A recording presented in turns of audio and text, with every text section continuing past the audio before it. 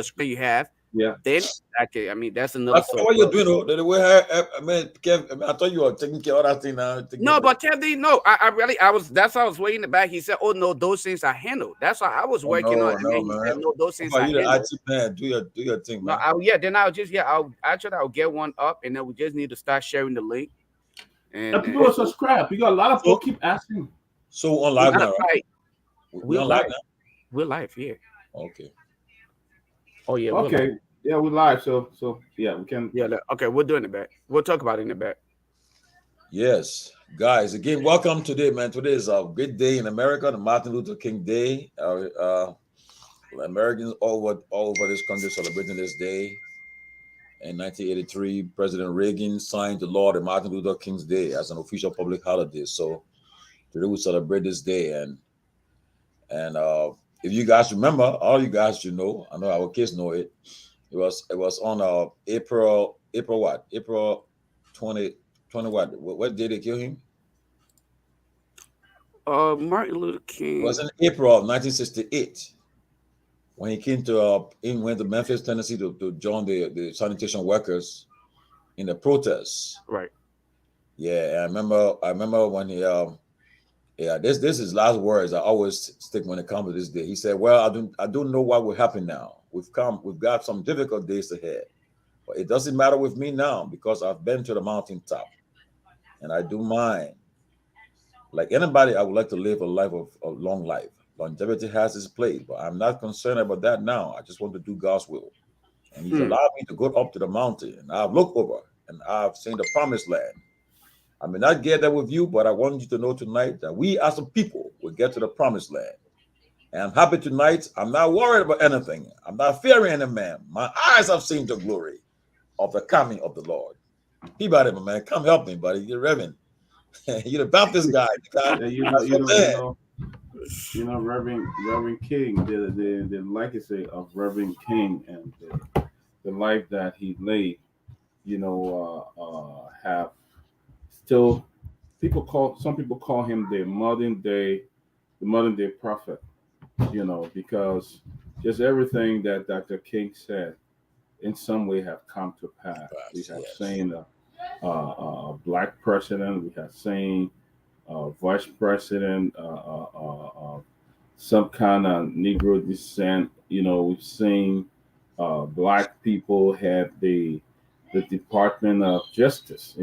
Former we see the Defense Secretary Austin. We see folks on the Supreme Court Justice. So almost everything that he said during his time have come to pass. Some people call him the modern day prophet, and we can see that those messages today are still resonating. They are still coming to light, and today we have this gap. Black people can recognize themselves and say that we play a pivotal role in the United States, something that will have never happened in the past. Yes, yes, Doc. That's the man, the Reverend Dr. Martin Luther King Jr. And I'm sure our professor, Professor Larry Kennedy, knows about that guy called MLK, and also Lofa Julius. Man, tell us, Lofa, about your Martin Luther King experience, man. What you know about that? You know, truly speaking, all through high school, um, basically every time we were opportune to sit and speak on history, that was one of my favorite history class. Every time I sat, and I still remember this history teacher called we used to call him Dr. Luther, because Wow. every time he had to speak to, especially for those of us, minorities, young black men who were in his class, and he would use that, he would use him as a symbolic figure to kind of, direct or steer our directions. And he said, some of the things that you guys are enjoying today, the privilege that you have to sit in there, in a classroom where you have Caucasians and black. Our days when we were growing up, we never had that. So when you're not, if you even miss a day of showing up, even if you show up to class late, then he started his whole Martin Luther King story. And trust me, every time We sat in class during off hours time. He would put something about Martin Luther King on, and he had all this stories. So that actually inspired me. That's part of the reason why when I sit and I look at Liberia, I get inspired more to say, about somebody could do something similar in Liberia. But great, great, great, great history and great man to always talk about today. His day, even though some of us didn't get to go to work, but Yeah, I was privileged to have attend, the mayors of yeah. North Carolina, and I went to the they program, man. were, yeah, they were having their little program. I went there for a little bit. I wouldn't went there for the food though, but I know, right? I know. I went for the food. I had the food, and I left from there because I didn't want to be bothered too much. But yeah, it was a great and a great history to always remember. Great person to always think of, especially as we move on. But yeah, we'll let Larry come in real quick before we play that video from Martin Yeah, Luther. Professor Kennedy, man, tell us, man, your Martin Luther King experience, man. Do we have a Martin Luther King in Liberia, or we ever have one? I'm Wow, right here. that's a great Uh, question. That's a great question. Wow, man, I don't know. It's something to really think about. That's a great question. I'll kind of give it a thought. Hopefully, I have an answer for you someday. But that's a fantastic question. I don't know who our Martin Luther King would liberate us from. Maybe if we kind of, Prince Johnson. wow, you see, you're not going to be voted for by NDR anytime soon. It's, it's, it was Robert No, with we Robert with Dylan last week on Sunday rather, and then you kill him. But I tell you this though, by Martin Luther King. Wow, back I can remember back in high school, I attended first when I left St. Patrick's in New York. Back then it was St. Patrick's, and then I attended Louis D. Brandeis High School, junior high school, and then the senior high school on 87th Street in New York City. I had to do a book report on a program called Eyes on the Prize. I can never forget it because that program enlightened me in terms of the civil rights movement here in the US. It kind of exposed me to a lot of the injustices.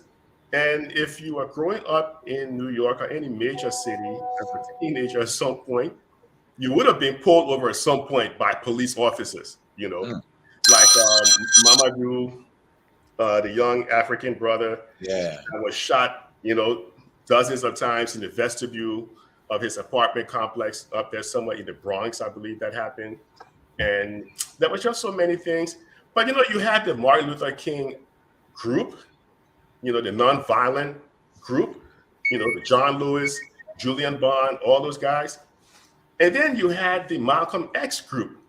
You had a You know, Malcolm you X. had the, yeah, you had the Nation of Islam, you had the Malcolm X group, you had the Black Panthers. So you had the nonviolent people who were preaching that, and then you had the people who were saying, "Look, we're going to take up arms, and we're going to fight because we feel that if we don't take up arms and fight for our rights, you guys are not going to ever give it to us, willingly." So, yeah, I mean, you can't grow up in New York City and not have some experience in terms of what Martin Luther King. In fact, my junior high school are right next door to Martin Luther King High School across from Lincoln Center, downtown Manhattan.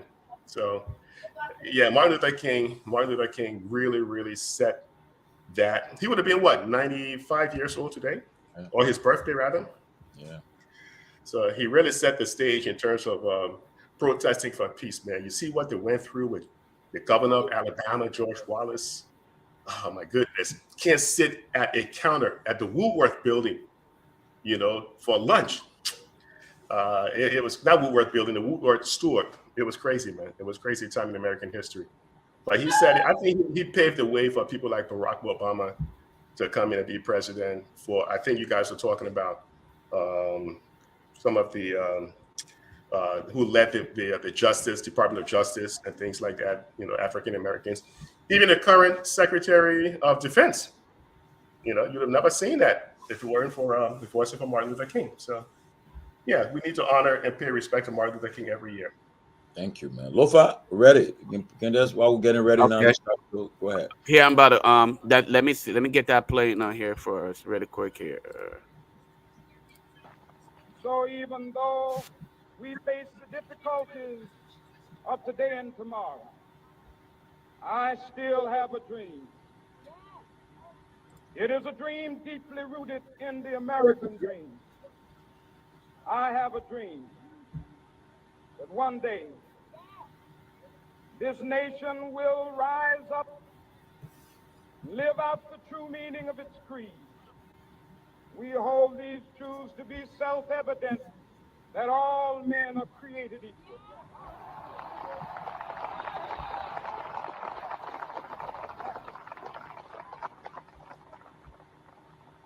I have a dream that one day on the red hills of Georgia, the sons of former slaves and the sons of former slave owners will be able to sit down together at the table of brotherhood. I have a dream that one day, even the state of Mississippi, a state sweltering with the heat of injustice, sweltering with the heat of oppression, will be transformed into an oasis of freedom and justice. I have a dream that my 4 little children will one day live in a nation where they will not be judged by the color of their skin, but by the content of their character. I have a dream today.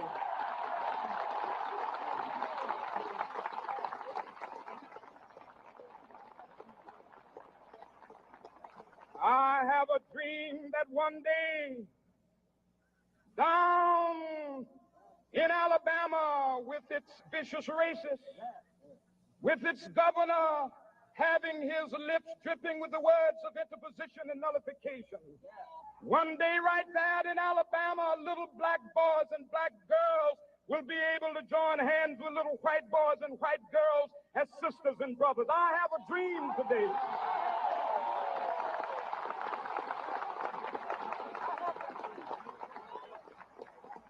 I have a dream that one day every valley shall be exalted, and every hill and mountain shall be made low. The rough places will be made plain, and the crooked places will be made straight, and the glory of the Lord shall be revealed, and all flesh shall see it together. This is our hope. This is a faith that I go back to the South with. With this faith, we will be able to hew out of the mountain of despair a stone of hope. With this faith, we will be able to transform the jangling discords of our nation into a beautiful symphony of brotherhood. With this faith, we will be able to work together, to pray together, to struggle together, to go to jail together, to stand up for freedom together, knowing that we will be free one day. This will be the day.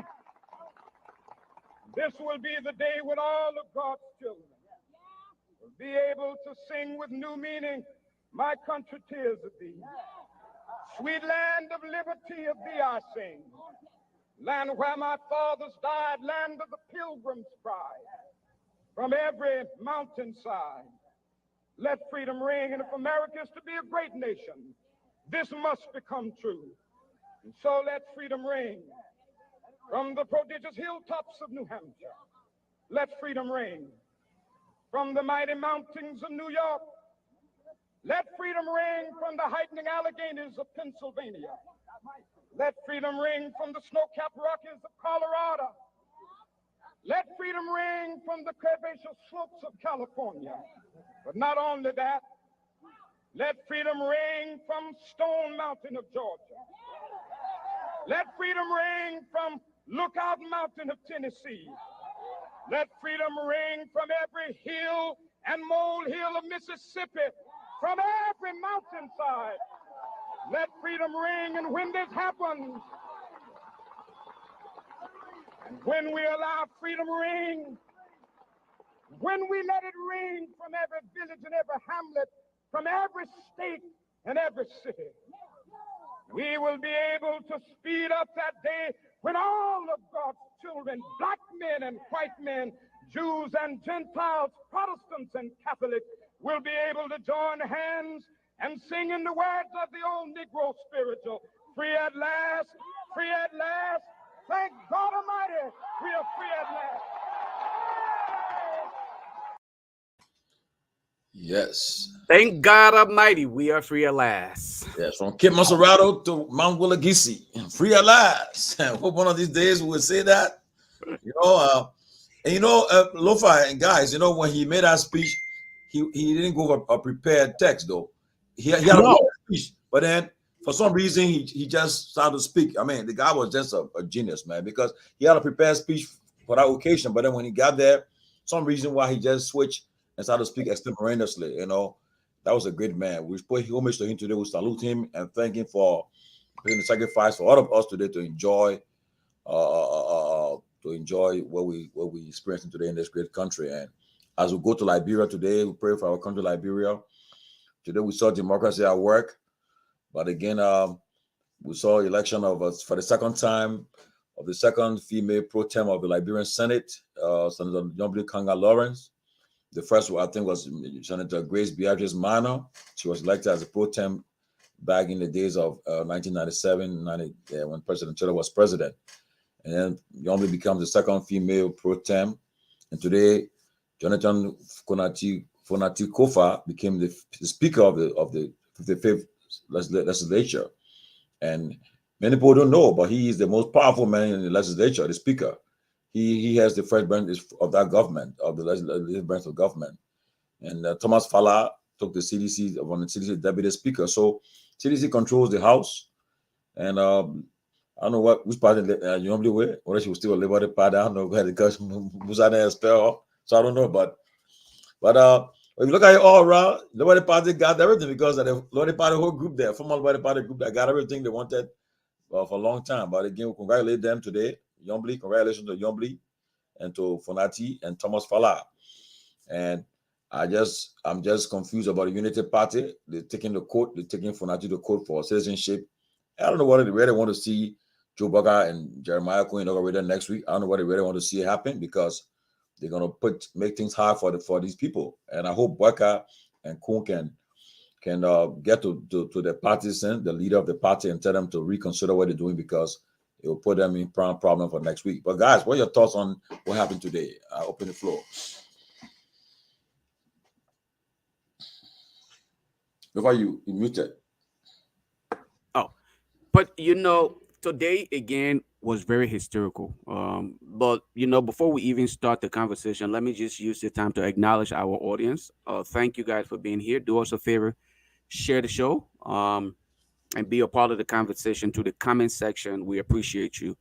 Today again, we will consider another milestone in the era of true democracy, if one would consider in Liberia.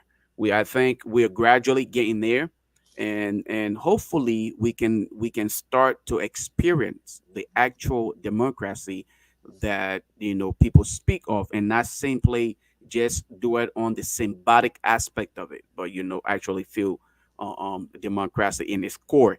But what happened today? Really, I wasn't surprised to know that Fonati Kofa would have been elected because, again, the case was made for him. CDC was heavily prepared. They were prepared to stand up and against everything else.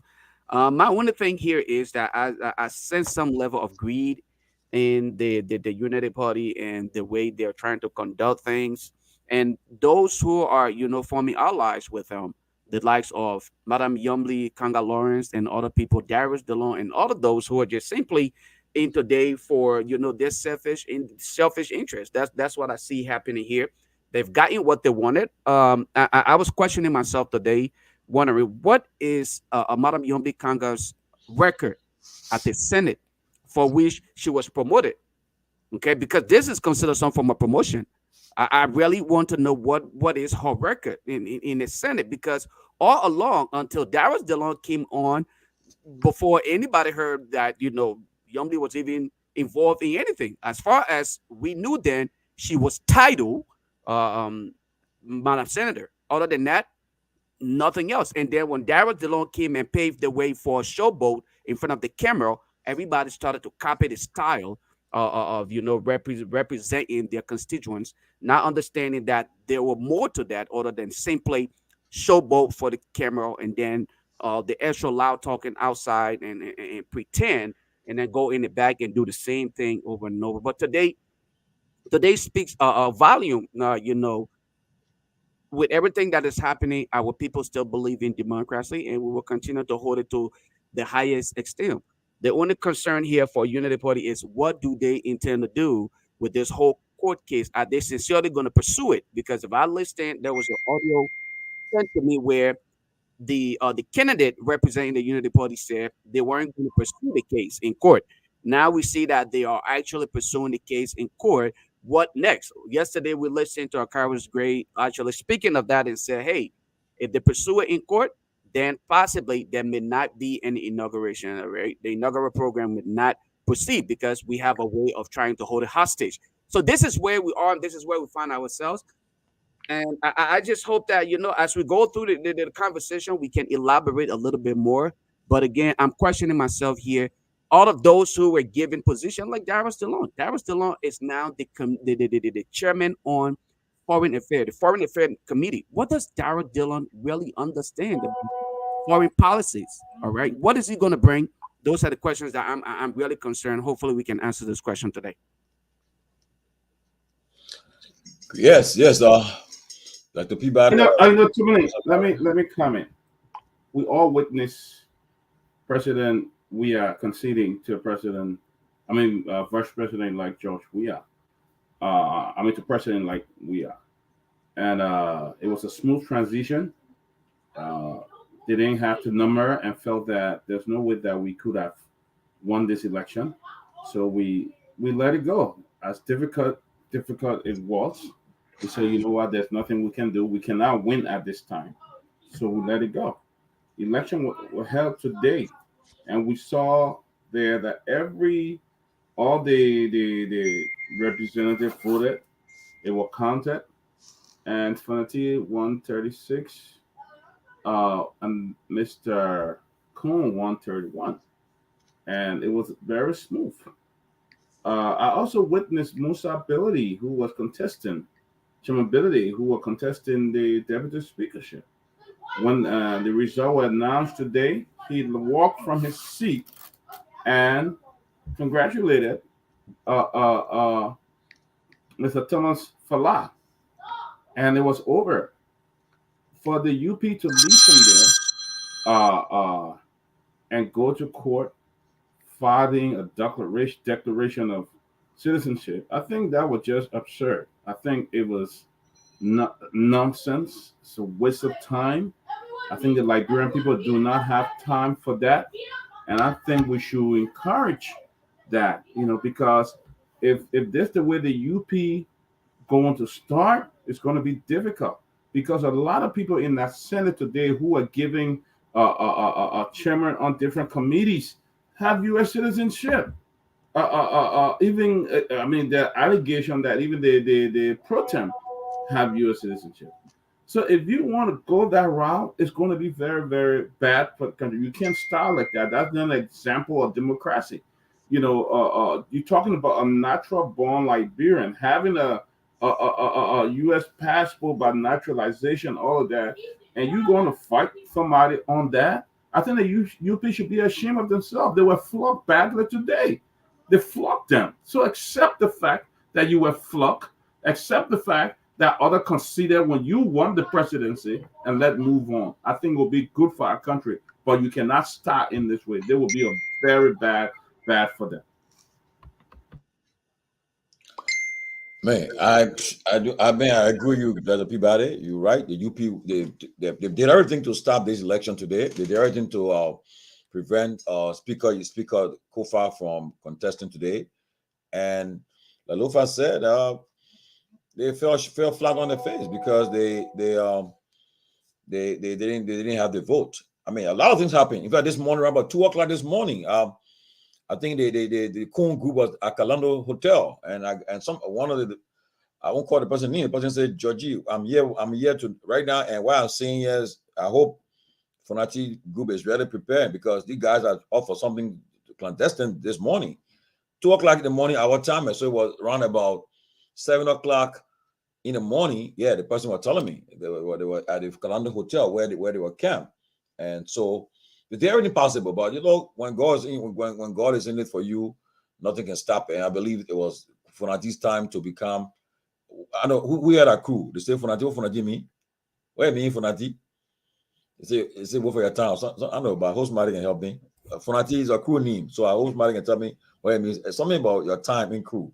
But well, it's time because this guy contested for the representative seat for Grand Crew earlier. I think in 2017, in 2011, he didn't win. He came back 2017, he won.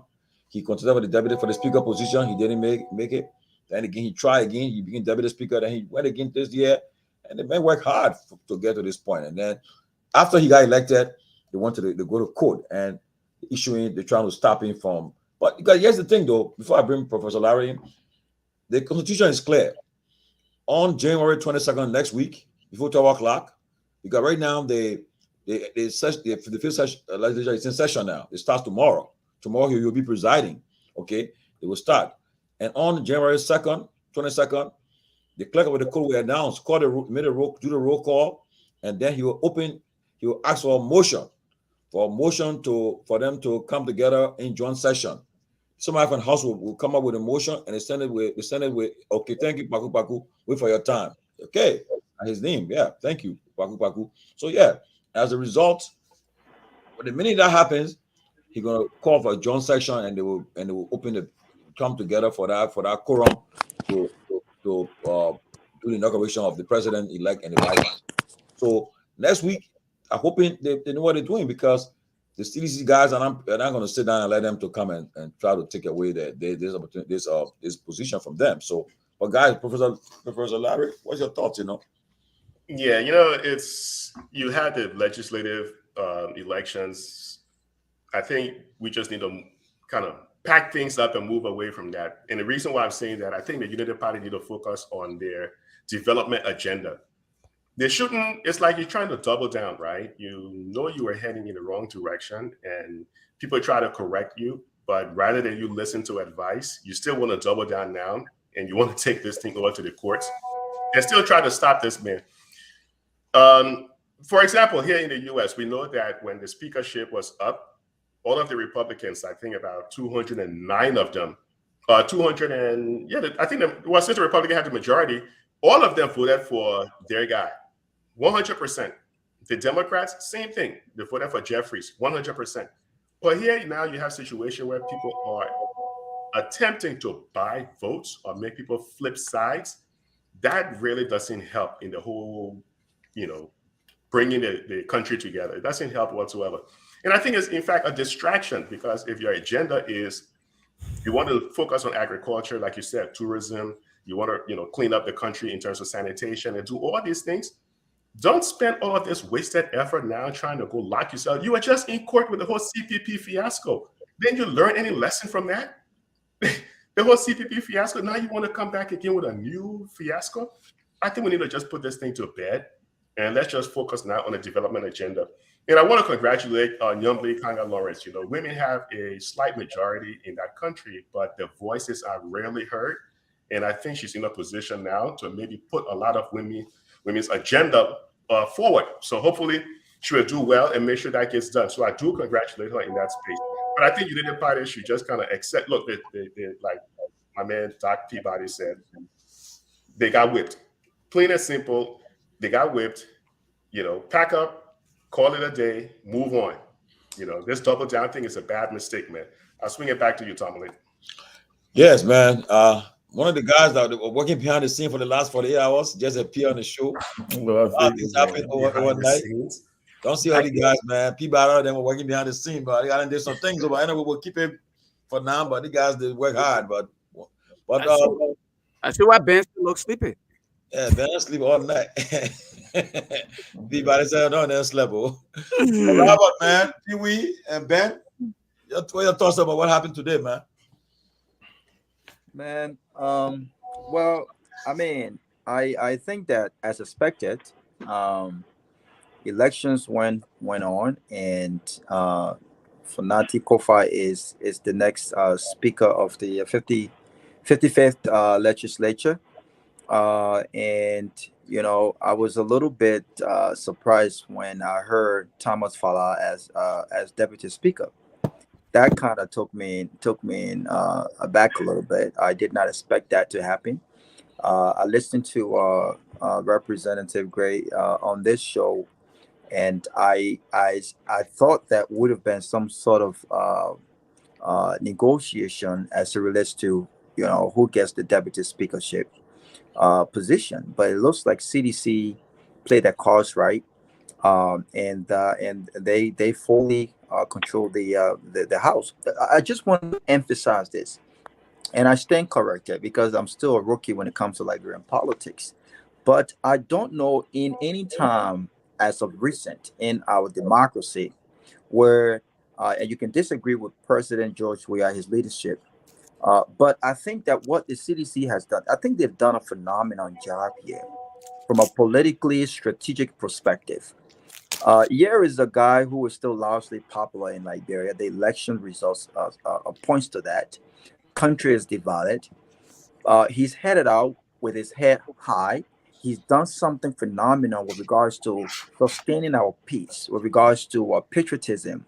And I think when you listen to his speech in church the other day, he talks about did not come to politics to hijack government.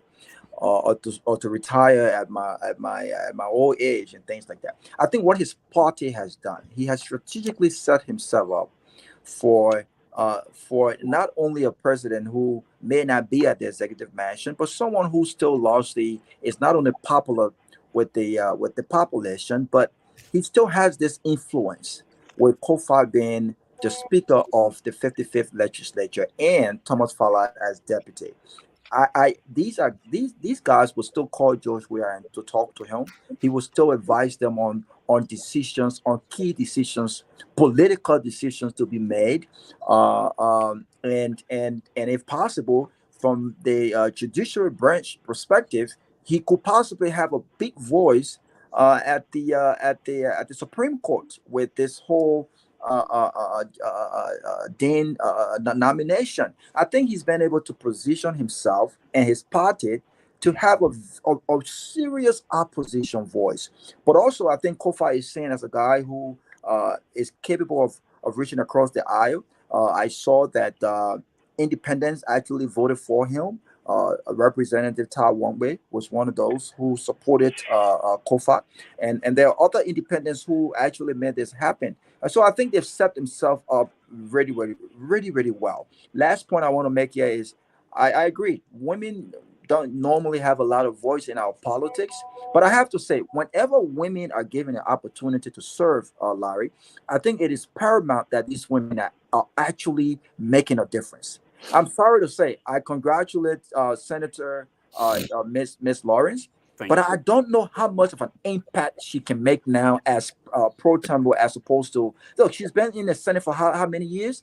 What Oh, significant impact have she actually made in her county? I'm from Grand Bassa County, and I'm telling You you, I've you gone to you you and Lofa talk before coming on? no, No, I no. didn't speak to Lofa. I wasn't even on. I've been to Grand Bassa at the Peabody.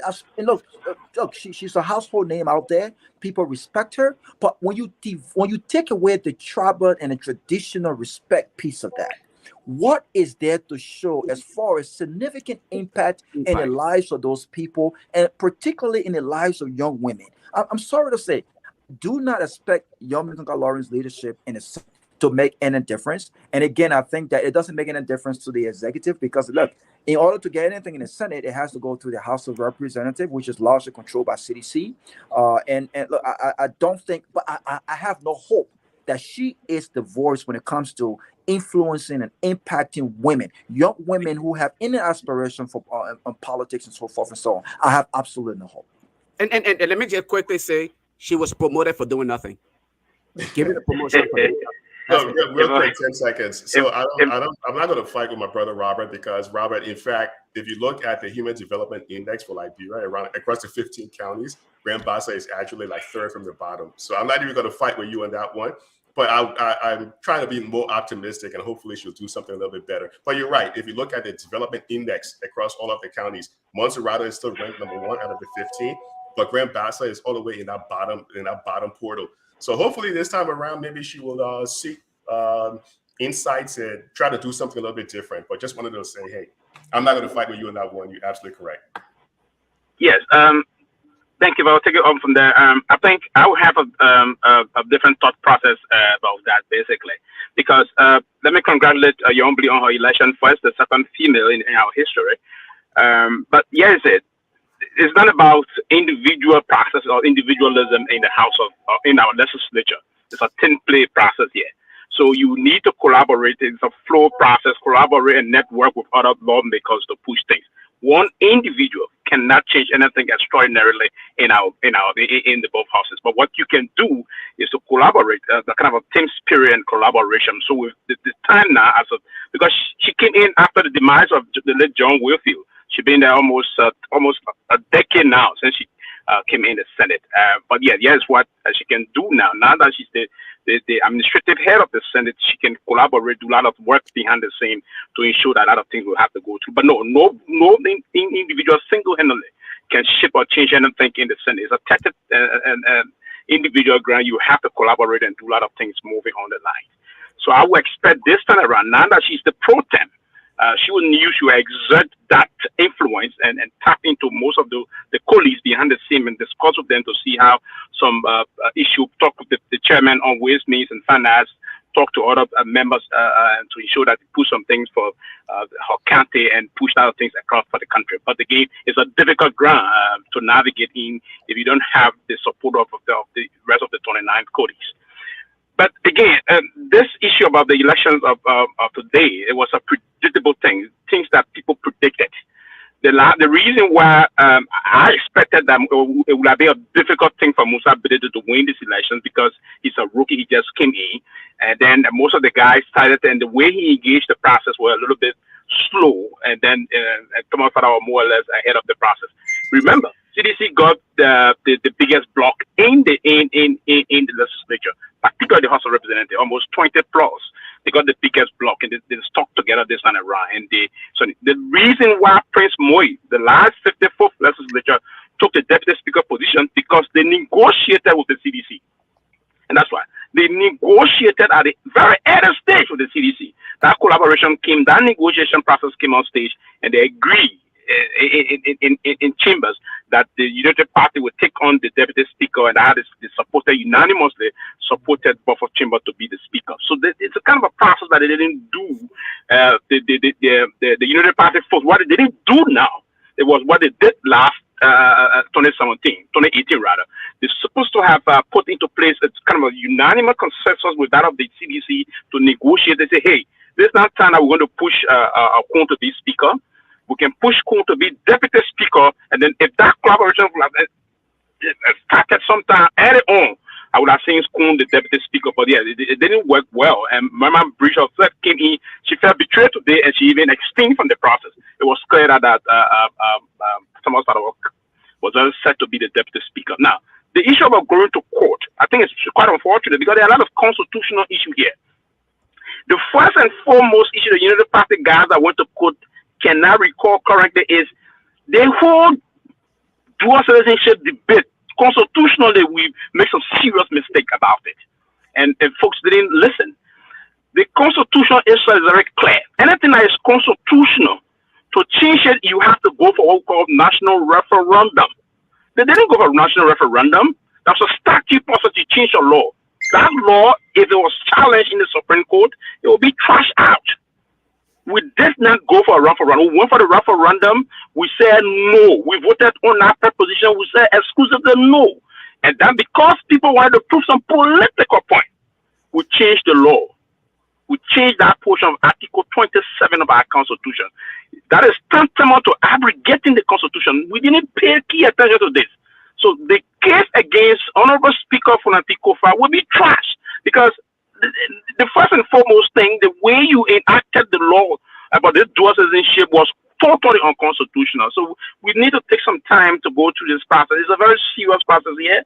But again, folks, we're going to be disappointed, but it will be a good thing for the court to finally decide because this issue about citizenship thing is not going to be a thing that we can take on from the level of individual process or so. It's the state that's going to handle that. But the entire process about the formulation of the law, the legislation of that law was totally unconstitutional and inappropriate. So basically, I would expect this time around a lot of things going to happen. But for Nantiko, if I want to remain the speaker, that's a show button. Nothing going to change. The court would to take decision on that, and the country will move on. But I think it was a very wonderful thing. Our democracy is on course. The intent of the democratization is really now on point. We can all see collectively and see that the country is moving in the right direction, and we will have to maintain the process of the separation of power. The check and balance will have to be in full effect. And that's the kind of a way we want to see it. That's the constitutionality we all talk about. The political pluralism is not at work. Thank you. Chairman Sanvee, I know how well you guys did behind the scene. A lot of things was done in the last 72 hours, especially during the weekend, everything. While you're addressing this issue, I'd like to it's everybody right to make a decision who they voted for, but what you will make up while addressing, I'll put you on the spot. Yeke Koluba came out and said that he vowed that he was going to do this and do that, but he just admitted that he voted for Kun because JB told him yesterday, and he said that he was going to never sit on any roof with JB, never until maybe the State of the Union address or whatever the case. Last night he said. Well, as we address the issue, why you make up all of that? I know people that accept it, but now you think he has any credibility, or if he's making noise tomorrow, people will take him serious? What do you think, Ben? I mean. Well, unlike you and many others, you guys are the ones who think that these things are said and they're cast in stone. It's never the case. I said it to Lofa yesterday. I think the other day we were here talking. I told him, I think you keep looking for angels in the devil's world. You're never going to find it. You did. You cannot squeeze water out of a rock. Out of rock. You did too. Not possible. There are no perfect scenarios here. Our country is where our country is. Even the Senate, the CDC was a part of the whole arrangement in the Senate to make Yombly pro tem. They were. At the end of the day, I only feel, and let me tell you why I feel. I only feel for the average voter out there. Yes. And I speak from a position of strength because I have a front row seat to a lot of these things. And so when I see them huffing and puffing and cussing people mind and saying they're posting this, and they're thinking that the country is about to be rescued and they think their lives are about to fundamentally change. Listen, the country is in a difficult place. It's going to take a lot to move the needle for Liberia. I continuously say, I don't believe the Unity Party government has, or the incoming government has, what it takes to transform Liberia. I think the players that are involved, who are coming, had an opportunity before. But speaking directly to Yeke, I'm not surprised. I mean, Yeke would say that his uncle called him. I mean, and at the end of the day, maybe he wanted the attention. Maybe and that's why he got. Maybe that's the reason. Maybe that was his strategy. The strategy was, I want the president-elect to call me. I will deal with it. It will call me. Yeke is not the only person who has done this. Milton Tiaje did it with Ellen Johnson Sirleaf, right? Louis Brown said Ellen Johnson Sirleaf desecrated. No president ever in the history of Liberia has desecrated a presidency that Ellen Johnson Sirleaf. Ellen collected him and told him, okay, that same mouth you used to criticize me, I made information minister, you use that same mouth to praise me. I'm saying this because the quicker our people understand this, the better off they will be. This thing where they get all personal. Look, today, look at what happened today. First of all, let me congratulate my man, Chairman Kofa. Far from perfect, but he's a good man. I know what he stands for. A lot of my political ascendancy, or whatever word you want to use, I credit him. He's a part of my political story. The day I joined Liberty Party, Kofa looked at me and told me straight to my face and said, "You will be chairman of this party one day." So, but he's not perfect. Kofa is not going to be an obstructionist speaker. You heard his speech today. He met with the president-elect. How many of the people out there who are causing Kofa knew that he met with the president-elect? How many of the people out there who are calling him criminal and what is it mean, and convicted felon and all the names they were calling him, how many of them knew that he had a one-on-one, heart-to-heart talk with the president-elect? You know what they discussed that? He's the speaker.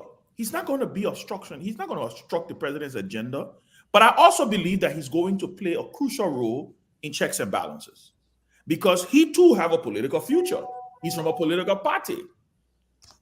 Where I'm going at, right? Where I'm going. And this is not only unique to Liberia. This is also in this country. Tomalin, you were telling me today that Speaker Mike Johnson in America made a deal with the devil with the Freedom Caucus. He governing now. He realized that he can't govern the way they want him to govern. You may have a change of speaker in the U.S. very soon too. But the Democrats they will not follow them now. But that's what I'm saying. But ain't that the same trouble Kevin McCarthy ran into? Exactly. That's the same trouble. Politics is not a Holy Mary game. It's not Holy Mary. It's about give. It's about take. It's about interest. And so, like you rightly said, what do you think we were doing all last night? Working the phones. Do you know the pressure that Kofa Camp came under? JMB was working the phones. It's not a lie. So I'm not surprised you get flipped. You know what?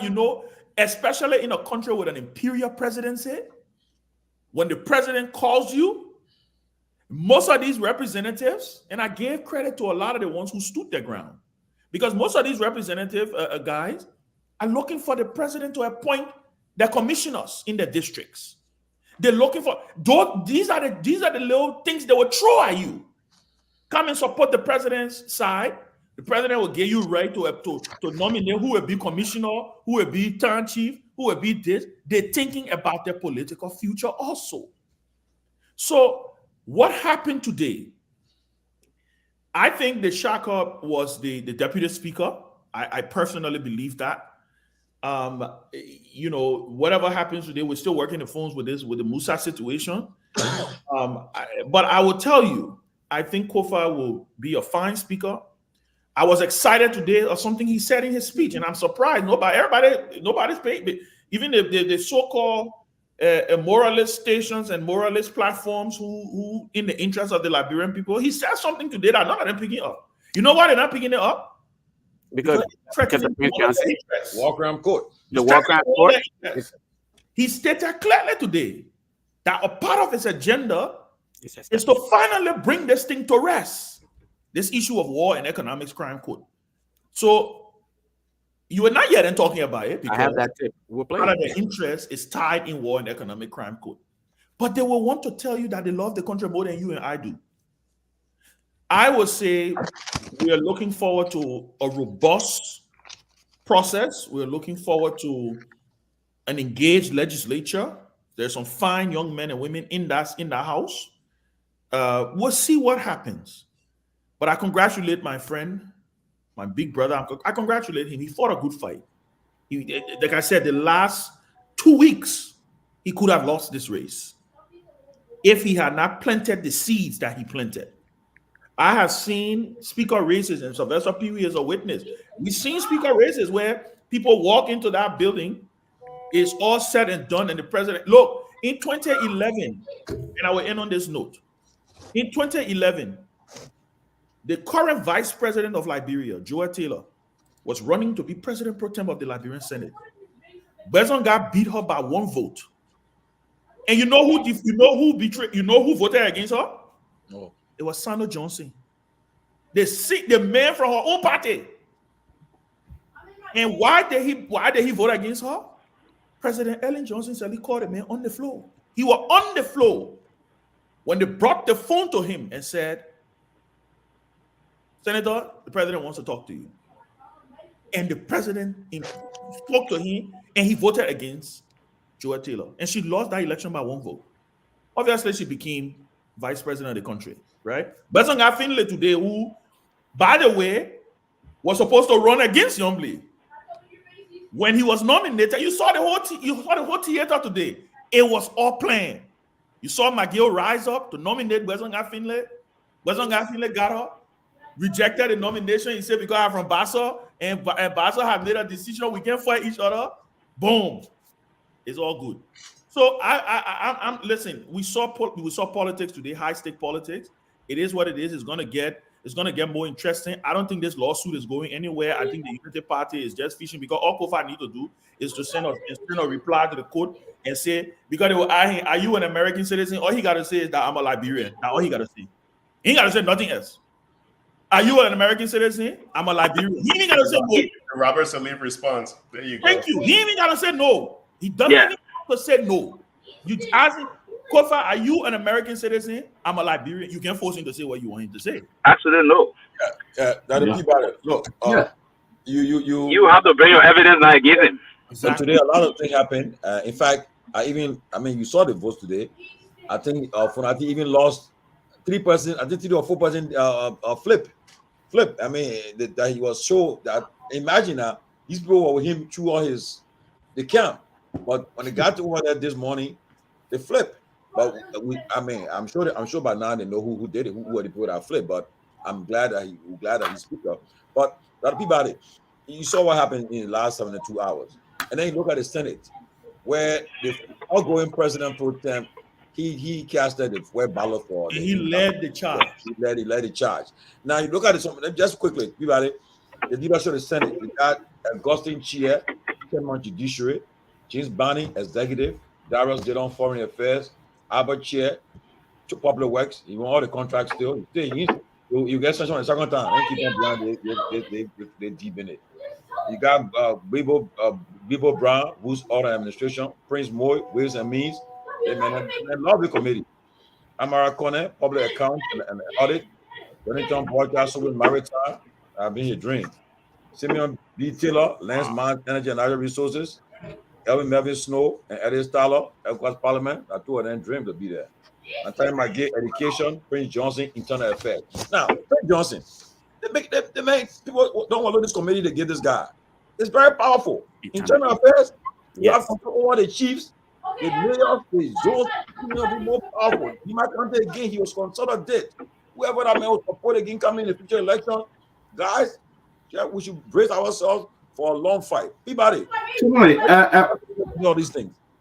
One thing I would say to me, let him talk to the other guys that are unsanctioned. If they're not careful, some of the names that I see here will get unsanctioned. Guy like Alex Tyler. What do you think Alex Tyler is coming back for? Alex Tyler went badly broke.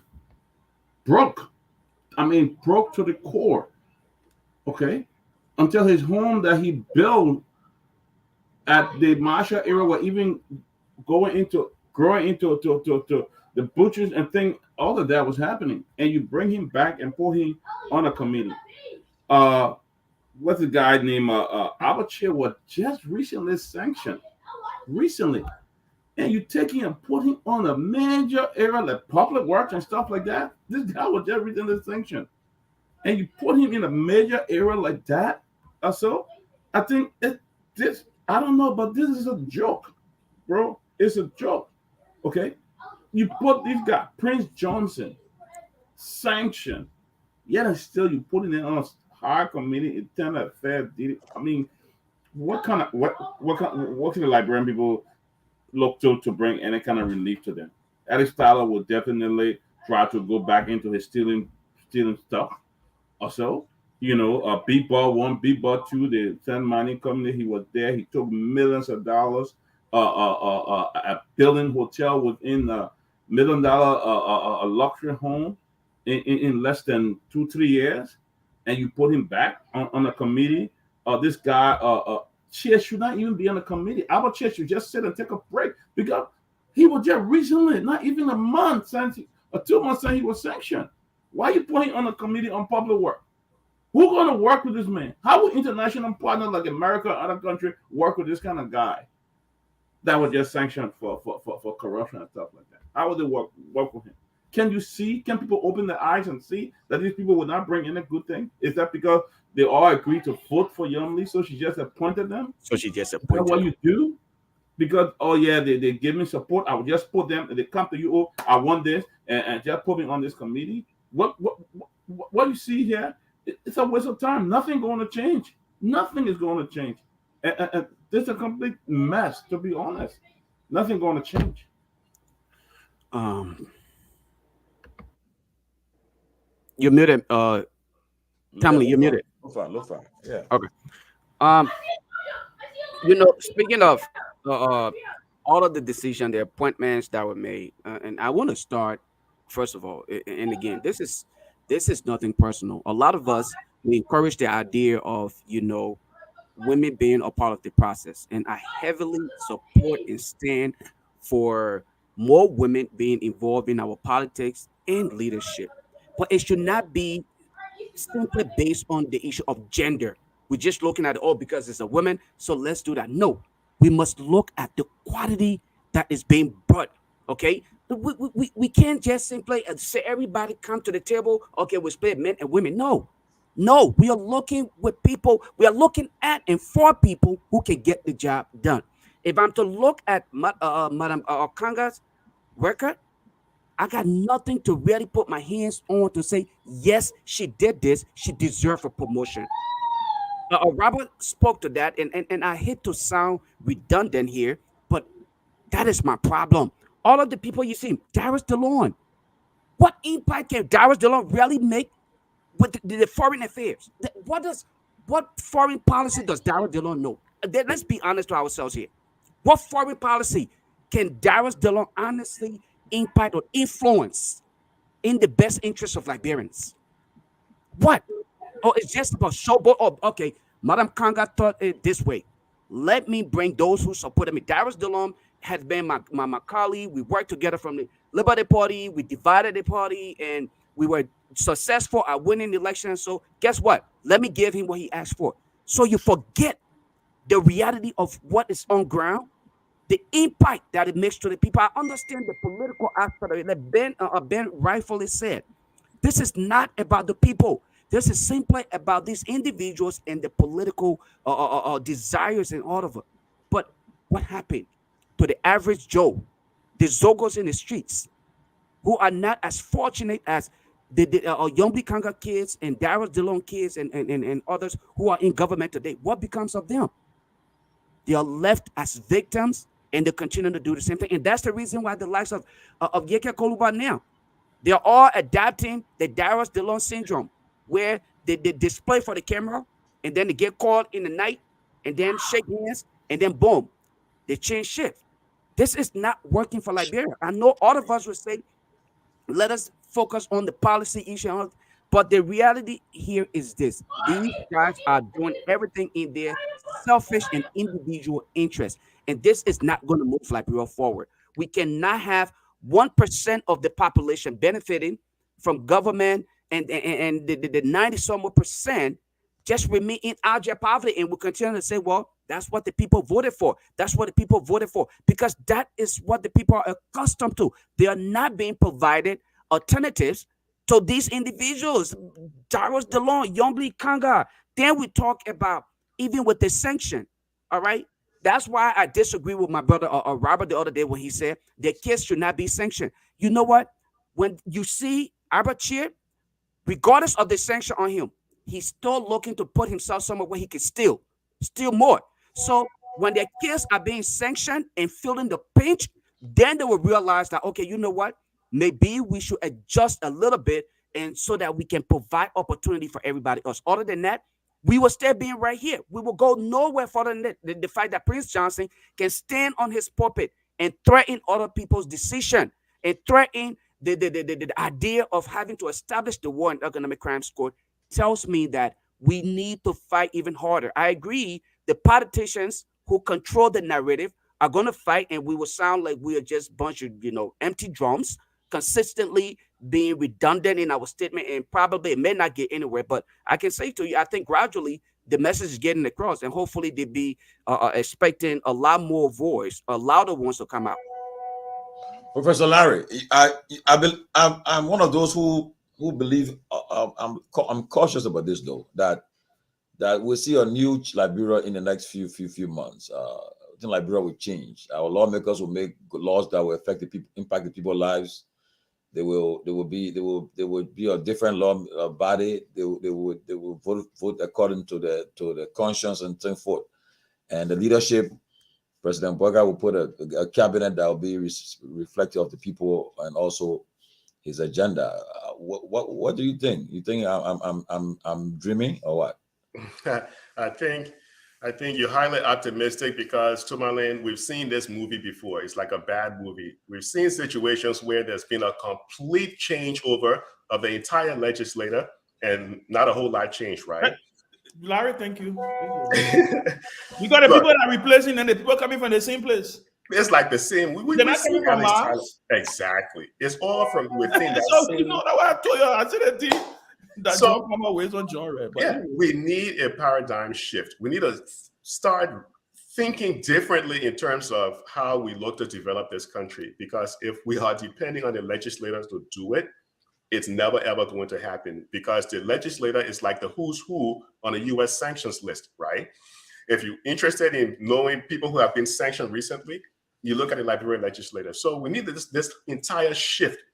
We need to kind of focus more on, okay, maybe the private sector. What can we do in the private sector? Because you can't have someone with no foreign policy experience really kind of lead foreign policy or be on a committee in foreign policy, not unless they have some background in it. You can't have someone, because at one time, I believe Prince Johnson was trying to do something on the, I don't know if it was the Intelligence Committee or something like that, and the U.S. government stepped in and said, you can't have this man that we're looking to, that we are investigating to be on the Intelligence Committee because we cannot share information with him. And he was removed, if I understand correctly. I think his name was removed from there.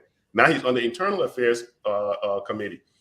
We need to stop focusing on the legislator to try to change Liberia. Those guys are there because when you call someone like Representative Koluba, he comes out with a lot of criticism. But if you ask him, how many young people in your district have jobs? He would never discuss anything developmental on his within his district.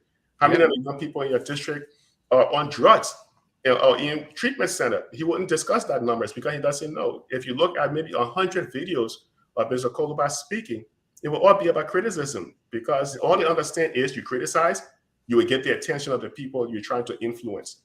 We need to stop focusing on the legislature to change how things operate in Liberia. And we need to look more, how can we reach out to folks in the diaspora? We need this entire shift. The legislature is not going to create jobs in this country. They're meant to pass bills, but it looks like a kind of a club where they're looking to see how they can benefit themselves. So let's move away from focusing on the legislature and see, okay, how can we rethink this whole thing? How can Liberians come together and try to develop their country? That's what's happening in other countries. You know, in fact, tomorrow, I think Tomalin, I mentioned that we're hoping to bring someone on to kind of have discussion with us on tourism, you know, and this could be something in the private sector. Bringing someone like Judge Little John in to discuss tourism is an opportunity for people to see how we can create jobs and reduce poverty in the country, in the private sector.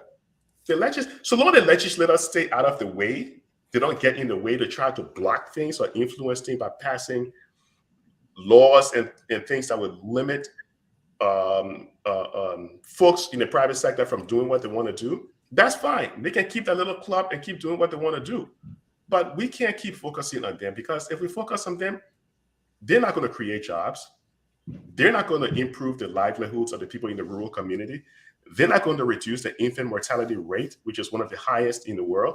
They're not going to reduce the maternal mortality rate, where women are dying while trying to give birth to try to give life to other people. They're not going to do any of that stuff because if they were, they would have done it by now.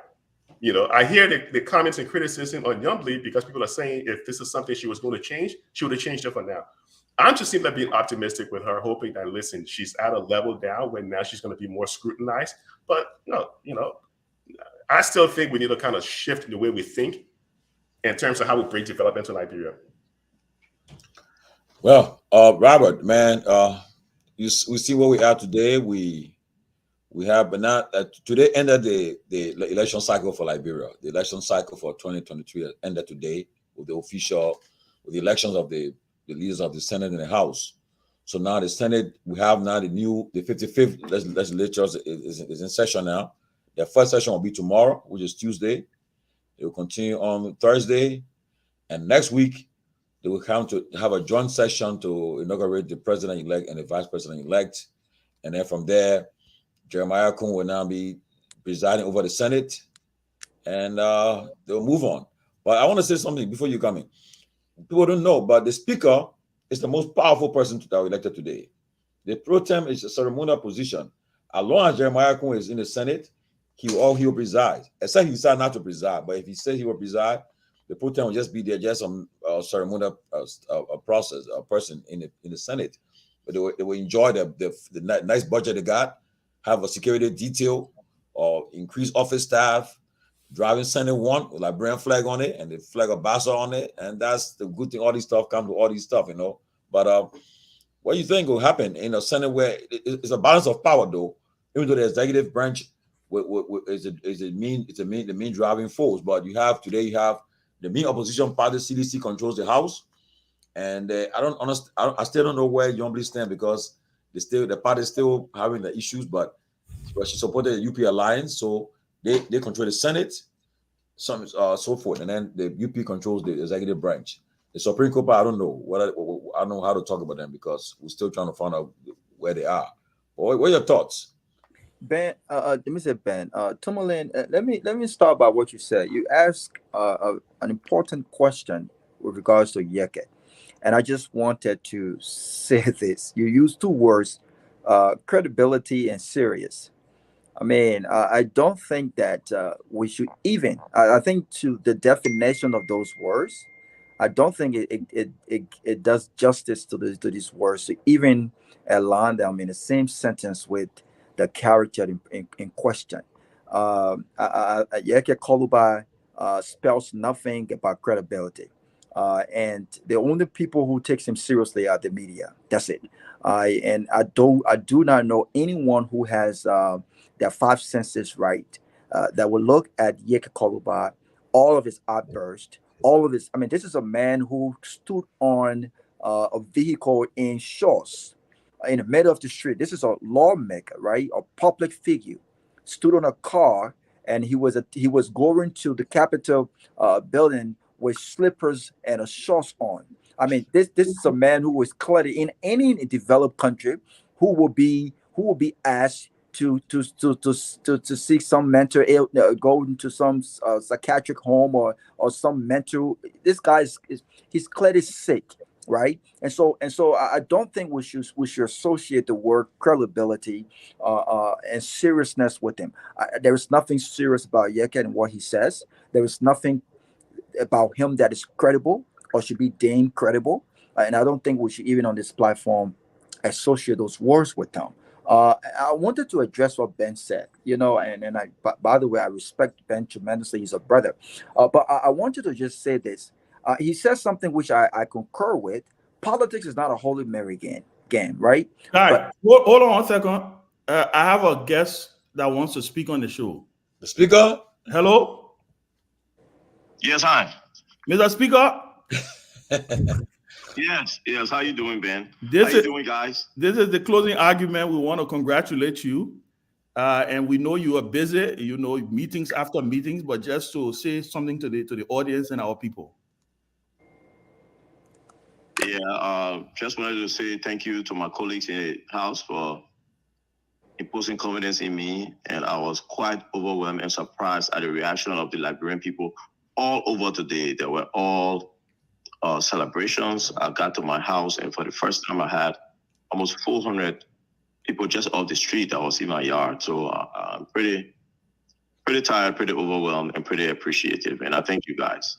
Thank you, Mr. Speaker. And like I said, we just wanted to congratulate you publicly. We know you're going to do well. And just to say hello, and the rest of the guys are excited. I know you're following the show, so that's why you texted me just now. So, but like I said, so we can take it from there. But again, thank you, and we're looking forward to you making your appearance on the closing argument as the Speaker of the House of Representatives. Right. Thank you, Thank Mr. you so Speaker. much. Mr. Speaker, we'll play your video, see you dancing. We'll see that dancing. Yeah, we're gonna play that video. Are you dancing? That was at my mother's Now funeral. your mother funeral video. Yeah, that's true. I remember. Yeah. But I have that funeral too. thank you. Okay. Yes. Congratulations. You were there. People was there. Yes. Yeah. All right, Mr. Speaker, thank you. We'll talk offline after the show, Chief. Okay, thank you. Sure. Thank you, Ben. Thank you. Thank you, Ben, and yeah, please, I can enjoy my brother Ben. The people can cuss him, and then the people who cussing him don't even have any seat at the table, but they still cussing him. But I wanted to disagree. I wanted to say, Well, just for the record, the Speaker just left the president-elect. So those who, the business of government, he just had to rub it in. the business of government, he left. The Speaker just left the current president. So he also left the president. My man, I beg you. They're all in the rehab era. They all live right next to each other. That's in the put you people doing nothing about you. Yeah.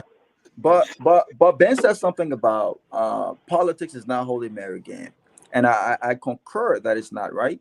But every time we make statements like what Ben said, and everyone that I talk to, and I always say that politics is not a Holy Mary game, right? But politics should not even be seen as a game, and even if it's a game, right? It should not be congested with thieves, liars, criminals, and men or women that have absolutely no integrity. When we play the game of politics, the core of that should be in the interest of our constituents and our country, the forward margin of our country. These are the kinds of political games that we talk about. Oh, well, I may not have everything I want based on the interests of my constituents, but in the interest of my country, I'm going to compromise. I know I can't have it all, and I'm not going to have everything that I want, but in the interest of my country, I will have some of what I want, and I will compromise. These are the kinds of constructive games when it comes to legislative decision making we should be playing. The kind of games we play in Liberia that is not Holy Mary is one that is selfish. It's one that surrounds self-aggrandizement. It's one that has absolutely nothing to do with the forward margin of our country, the development of our country, and that has nothing to do with the interests of those that are directly represented. And this kind of game we must not encourage and condone. This is not the game we must condone when it comes to our elected officials. By the way, these are people we paid. These guys are some of the richest in our country, in a country made of massively poor people. These are the individuals that we should hold accountable. We don't send them out there to play games. They should be seeking the interests of their constituents. And so every time we make this, and unfortunately, this is the reality that we're in. What changes? Who are those replacing those that are leaving Congress right now? What caliber of change? Look, the only person in any of the position that merits that position is Amara Kone, accounting and internal auditing. I mean, he brings some sort of experience to this area. Lofa talked about foreign policy. I mean, God forgive me. What kind of foreign policy experience? And I'm not joking yet. This is not personal. It's not personal. But I want you to tell me this. What kind of foreign policy experience? What kind of foreign policy knowledge that Abraham Darrell Dillon brings to that committee? Why are we joking with ourselves here? What kind of foreign policy experience he brings? I mean, and I want to be proven wrong here. Robert, trying to go there to bereave, man. Don't let him distract you. But I don't. Don't let him distract you. That's what he wants to do. Don't let him distract you. I was joking yesterday, right? But I'm being very serious here right now. I've been very serious. I challenge anyone. Give me Abraham Darrell Dillon resume and prove me wrong. I got $5,000 on the table right now. Donate that money to your favorite. No, Robert, this is not actually about the resume or betting on that, right? I mean, in terms of legislative politics, we have what we call the apprenticeship, right? He's been there for a period of almost 5 more some years. So it's not the issue about the intellectual dossier. We are not talking about the intellectual dossier yet, Robert. So No. So that's let me You take my must minute. you Let me must take my have time you back. must have some prerequisites. Let me say this. We can't go blame ahead. the private sector, right? In this country, the private sector must be driven by merits. The private sector must be driven by competition. And if we are going to encourage our young men and women that look up to our elected officials when it comes to competition in the private sector, it has got to be based on merits, practical and academic. Experience matter. And while I agree with you that everyone must start from somewhere, you can't tell me that because someone has been in a position or in Congress for a certain period of time merits the position they hold. I'm talking about what workings in the position he's held in the 3 years he's been in the Senate, in the House. What about foreign policy that he has brought? What experience in foreign policy does he bring to that committee? He said Working in positions. If that's the case, then we would have given Benson Fendi. Robert, and I'm not defending Dillon here, but Dillon was I think he was one of the co-chairs. No, he was a member of the committee. Member, right? He was a member. Yeah. Yeah. Yeah. So let me close my statement. Let me close with this. Am I coming in now? No, but let me finish. You don't need to be a foreign policy expert to be on it. No, you don't have to, but you must have. I'm not defending Dillon, just for the record. I just want you to. Right, so close so I can come. Can I come in, Georgie? I think Rawa has something. Yeah, go ahead. Yeah, so basically, I think it's Rawa and that of my own dear Lofa saying this. Yeah, so the rules of we have two. It's basically the constitution of our country and that of the rules of the Liberian Senate. So the constitution in no way stated that you need to have certain intellectual qualification to be senator. It didn't say that. It just say your age, the age line, the constitution said. Even the rules of the Liberian Senate, the rule of the Honorable House of Representatives also did not state that you should hold certain degree in the area what have you before serving on certain committees. Now, yes, Honorable Senator Dillon served on the Foreign Affairs Committee for the past time. And he lobbied with his colleagues. And one of the things I wanted to talk about first and foremost, all of those statutory committees or leadership committee in the House of the Senate, before it was based on what we refer to, they were up for elections.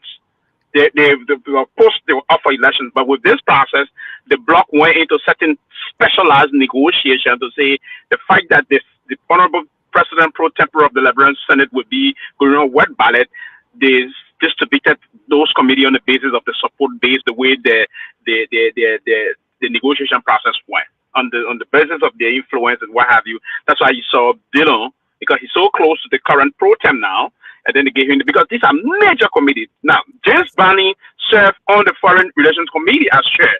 James Barney now opted to go for the most powerful after the pro tem executive committee, and then now they did some process there to push Dillon on this committee. I may not have problem with that, right? The issue is that you need, because to be on a committee, you are basically dealing with the foreign related issues of the country. You need to understand clearly the course of Article 57 of our constitutions. And Article 57 is putting the foreign policy prescription holistically on the prerogative of the president, both in consultation with the legislature. And that's why you have to play a role with that. So Senator Dillon is one person. Listen, I'm not here to support him, right? I'm not supporting in no way whatsoever.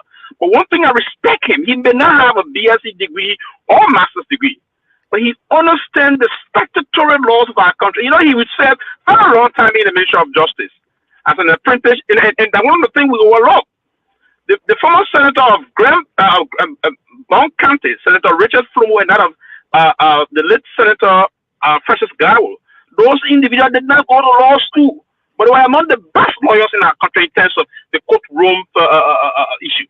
Right, so again, one will serve, and we recognize the issue of apprenticeship, where you serve in those lands, seeing people, you learning the process, learn the curve, and the rest of those. Now, someone talk briefly about the president pro tempore is a nominal position. It's not as nominal as one would think, as compared. The vice president don't have a voting right in the Senate.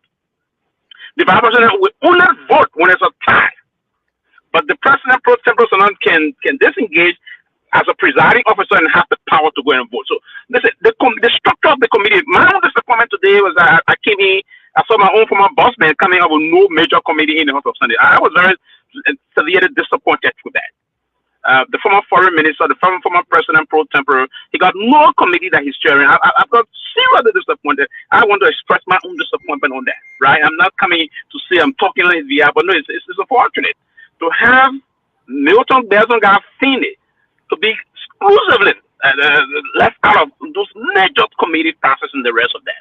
You see, and for them, they're supposed to have gone for election, they didn't do. Now, unlike the House of Representatives, it is now the prerogative, the sole prerogative. They change their rules. It is the sole prerogative now of the current speaker, Jonathan Fonanti Kofa. It is his prerogative now to name the member of the statutory committee and the leadership. He is exclusively got that powers to do those kind of appointments beginning next week after, because they didn't complete the election cycle today in the House of Representatives. That process was not completed today. They will have to finish the business tomorrow because you need to have a sergeant at arms elected. You need to have a chief clerk elected. You need to have a deputy chief clerk elected. I can remember vividly today, the speaker attempted to have that done, but they didn't have the kind of a resolution they needed to move with that business. So the speaker table is for tomorrow discussion. They're going to finish that tomorrow. After tomorrow, hopefully before the end of this week, we'll start hearing major committee members in the House of Representatives and the rest of that. We will expect also to hear some name. I wouldn't be surprised for me if I was to hear Desi Sibo as chairman of Ways, Means and Finance, or other major other individuals, because these are competent people also. But it will have to be people that you believe that can get the job done. And so James Konanti Kofa will begin the process of doing that beginning this week and the rest of that. But again, the structure of it, my brother, is just, and that's why it's a block thing. It's a number game in the legislature. You need to have partnership, liaise with other people, have a particular rapprochement with certain elements to have certain things done on your behalf. Or in that, you're going to be left off the hook. And that's what's happening, my dear brother Lofa, because the system is not like, and Richard Flomo will say to you, talk about time when Barclay say, yeah, I listened to one of the women say before, when NSR talk about vote, that they say vote. But now we have some serious transformation there in terms of people trying to bring some level of reasonable thought process, and the productive and practical reasoning are being felt and seen in our legislature today. But yes, we're going to see most of those things unfolding because the legislative business come from those that will collaborate and that will have the number. It's a number game. It's not the business of what you come with all the you can come with all the master's degree, you go in and play, you don't have the number behind you.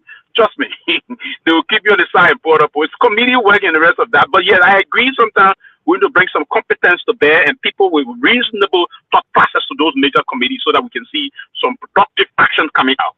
See the law, for instance, quickly. See the dual citizenship thing we did. There was some major blunder. On a serious note, I will follow even on the deputy speaker, the former deputy speaker, and now the speaker. Why will you allow something of such to come that will start haunting other people? All these things we're doing today was because of they didn't pay some serious attention because they were looking at this political expediency. They were passing the law for political reason, not for the legal reason. And that's why it comes to haunt all of us now. But again, I'm very sincerely convinced that the Supreme Court will deal with this matter and we're going to be there with the court process one and for all. But Fonanti Kofa is going to be a very wonderful speaker, and we're going to see him move the country in a more productive way, and the country going to move on. Look, like I said earlier, Go ahead. Unity Party need to be like President Weah. He accepted the result of the election and move on. That's what they need to do. They were massively flocked today in the House. After ditching out $5,000, trying to convince people, they were still flocked. Get over it, move on, let our country move on. I think we are fortunate to have a great speaker. Fonanti Kofa will do a great job. He's been in that position for a while. He's a well-educated, educated lawyer. He knows what to do. And I think we need to give him an opportunity to lead. You have not even been inaugurated. Why are you bringing all this on? Is that the kind of leadership you plan to bring in there? You're not going to accept any defeat, that you must be the winner for everything? It doesn't work like that. It does not. You can't have it your way. They flock you today. Move on. Okay? Move on. Let the country, in the interest of the country. But let me come back to something that was said today. I understand the senators when they were at Rouse Field, they were being offered $40,000. Some of the people that refused to join them, they were not put on any committee. One of those is Sir Joseph, who won with a huge margin in Montreal County. Former chairman on executive, won with almost 400,000 votes. But because he refused, this was the guy who likely would have become president pro tem of the Senate if President Weah had not asked him to drop out of the race. He left the race because of to give Bethlehem Garfield a chance, and because he refused, they left him out, did not put him on any committee, and it's very very sad because you know what? If this the president pro tem that will unite the Liberian people, all of that, like Julius said, Bassar. I'm from the Bassar area, okay. Most of the senators from Bath have not been able to do any work in that ability except to get money from the government.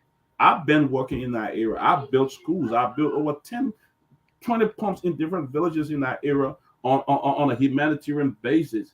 What have they done? They do nothing for the people. How long you only been in the Senate?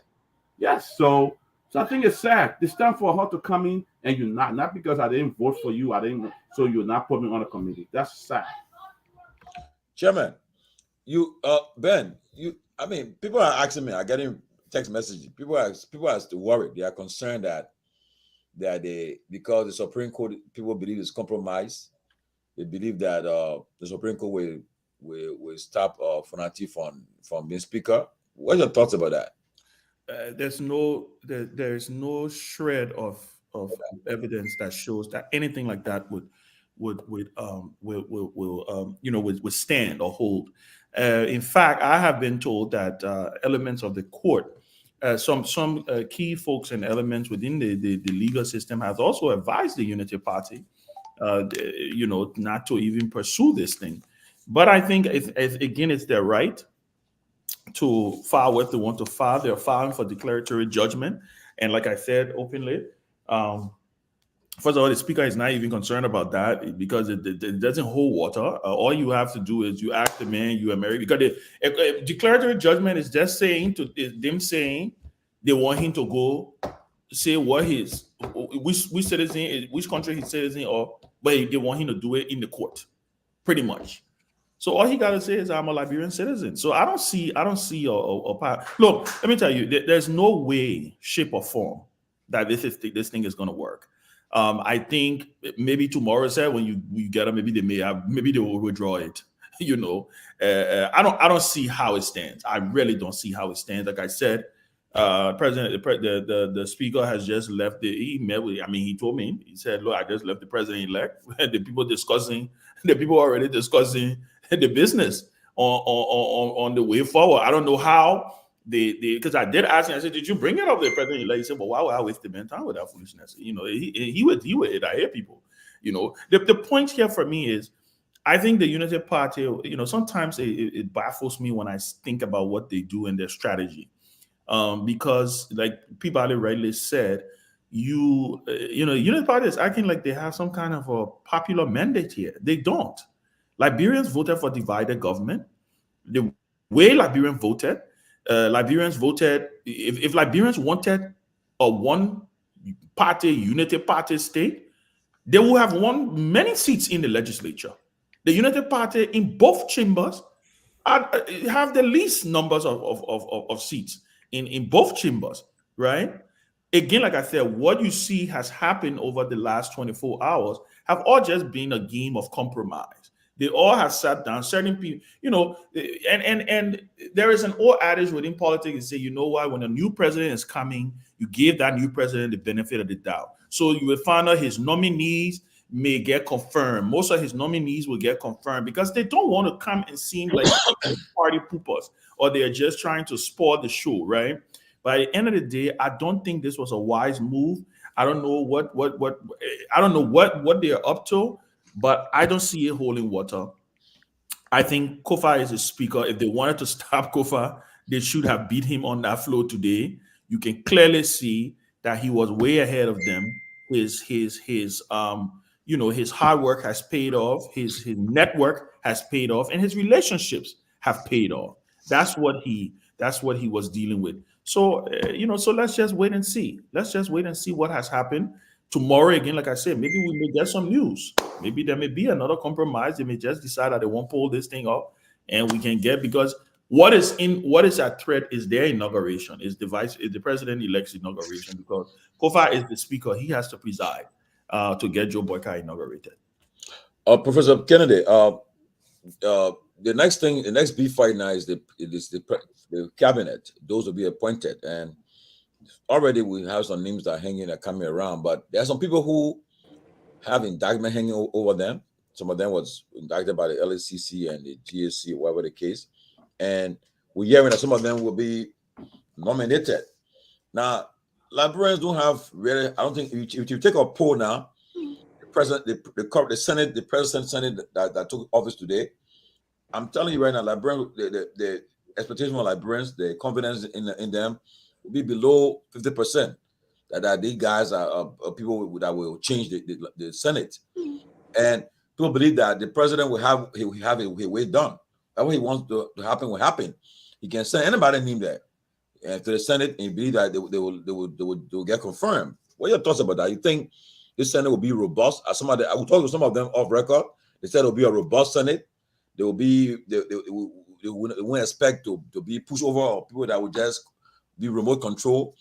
So, but people having doubts. But you think you still with Liberian people that these people will give the president a tough time for his nominees, especially people who are not qualified, people who have some issues? You think they will let them just have their way? No, historically, the Senate hasn't stood up against the president in Liberia. Historically, the Senate hasn't been sort of independent and confirming people based on the qualifications. We see so many people flow through the Senate in the past that were completely unqualified, even at the risk where they were a threat in some instances to Liberian national security, right? The one thing that my brother Sanvee just mentioned that I kind of want to kick it up another level is, I know he mentioned that JFK, Fanatic Kofa, had conversations with the president-elect. But do we know where the president-elect stands on this declaratory judgment thing that is going before the Supreme Court? Because, I mean, what I'm trying to point at is, in one instance, we don't know. I haven't heard him come out and say anything, whether he is for it or against it, because it can be a situation where he can come out later and say, look, I never supported this thing, right? So I would love to hear maybe a statement, and this is Unity Party pushing this, but he hasn't come out and said whether he is going to, with the party or he is completely against it. So from all accounts, it sounds like he's for it, because then you're looking at selective justice, right? Where you're now looking to pick and choose who you're going to pursue in the courts, because now you're going to start putting forth names for your cabinet. And I'm quite sure some of those names then will have some issues in terms of citizenship if we want to really, really, really focus on that. But also to your point, Tomalin, some of these people then, they're not going to be vetted thoroughly.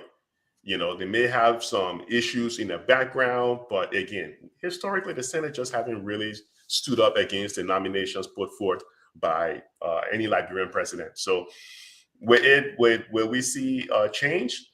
I don't know. I doubt it. I'm leaning 90% to saying nothing is going to change. That's why I'm kind of a little bit hesitant, in terms of anything happening from the legislators or in terms of anything happening on the executive side. But again, we just have to wait and see. Keff, welcome, guys, our audience. Please, Keff here tonight is a tough time for him, but just want to keep it's something that we're keeping in his prayers. Keff is, but I'm happy he made it to come on the platform, but he's going through a lot. But just keep Keff and his family in your prayers. And Keff, I hope all is well, and we are praying for you. Kev. And Kev, we're keeping our thoughts and prayers. But Kev, for you to make it on the platform, I'm happy. I'm grateful that I'm happy you will make it on the platform, but we are praying with and for you. But Kev, just to contribute, what do you think about this this incoming Senate, the lawmakers? People believe that they'll be different. What's different though? They'll be different, and President-elect Boyka. Now, for example, people already saying that we should give him some credit that he was able to change Yeke mind to Yeke to come back. Then also maybe the case now on the speaker, he will come and maybe say, well, the president intervened, maybe he was able to make that case to be withdrawn, whatever the case. I mean, you think it's all BS or what? Or what do you think? You think you're confident that there will be a change? We are about to experience change. Well, first of all, let me say hi to everybody, and thank you, Tomalin, for you guys, prayer to some personal things, family things that I'm going through. But let me say this: in this case of, first of all, today, the CDC, headed by Fanatic in the House, landed a huge blow for the Unity Party, because uh, some of their plans that they may have, and that would just flow through what they want to do and all that stuff, will be checked, with folks in the House. So, and that's what the Liberian people voted for. A lot of people don't know that the people voted for more CDC lawmaker than Union Party lawmaker. It's clear. So the Liberian people wanted a divided government, and which is good and healthy for our nation. But they are running towards the code, shows that they don't have they cannot stomach defeat.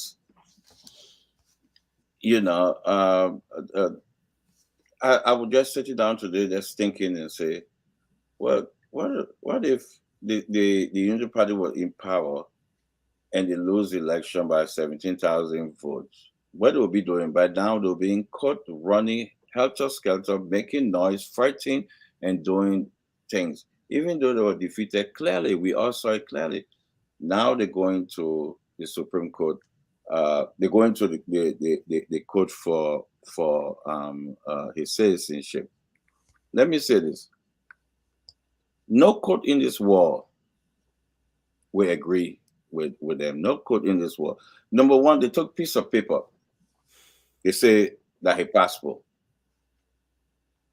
You have to have a real. It is surprising that the court will even take that, because they're supposed to not even accept that, because it's a piece of paper with picture on it. You say that his passport. You have to come up with real solid evidence and say this is his a passport. For example, let's say he went to apply for a job, right? And you can see his signature applying. You can see he signed paper. This is my document. This is the. You get all that evidence, and then you bring it to the court. But you just take a picture of the U.S. passport. You say that that fanatical and the court is hearing it. I think it's disgraceful to the court for doing that, because no court in this world will rule for the Unity Party, because number one, as you said, I think Larry, you said that yesterday, the other day, you have to have documentation from the American authorities. And they're not going to get it. They're not going to get it. They're not going to give it to them. That's the only thing you can take to court to win this case.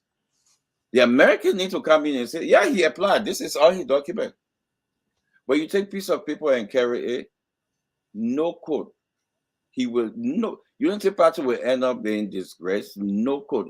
If they do that, then I know Liberia going in a different way. But listen, Fanatical won this race, and it finished. He's a speaker, deputy speaker, Thomas Fala. That's it. Let's move on.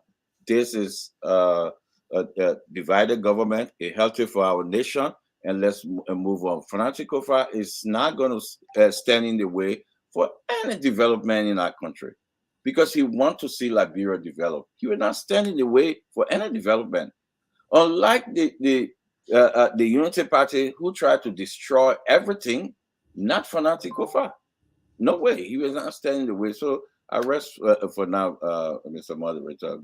So the Peabody, I mean, you brought an issue up, and And I was just thinking too.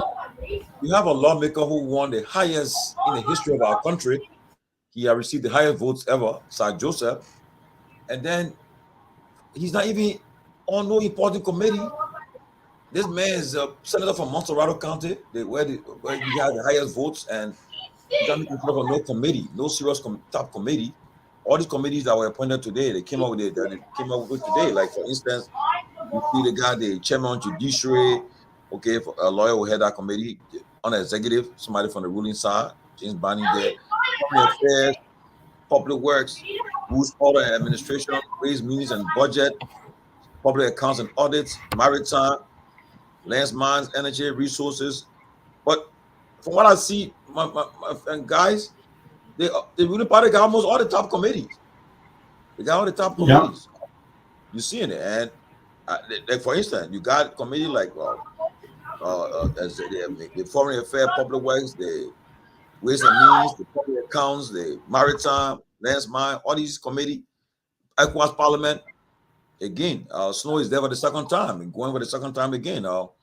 And that, I mean, now I see why Snow is to flip on CDC, because I'm sure he wanted to go back to the ECOWAS Parliament, and then Maggie, one of Maggie I see rarely, Maggie and I think Brown, Libo Brown, so far I see from the opposition. But again, what are your thoughts, man, about all of these Well, things? some That was you these being people considered. knew what they wanted. They were not being elected to serve the people. They wanted to be elected for themselves, to enrich themselves. And that's what we've seen here. They knew what they wanted. And that's why they would even go against party line to get what they want. It's not the interest of the party. You see in the great United States, you have Republican that will stick together. Democrat will stand together no matter what. But these people, they were there for selfish gain.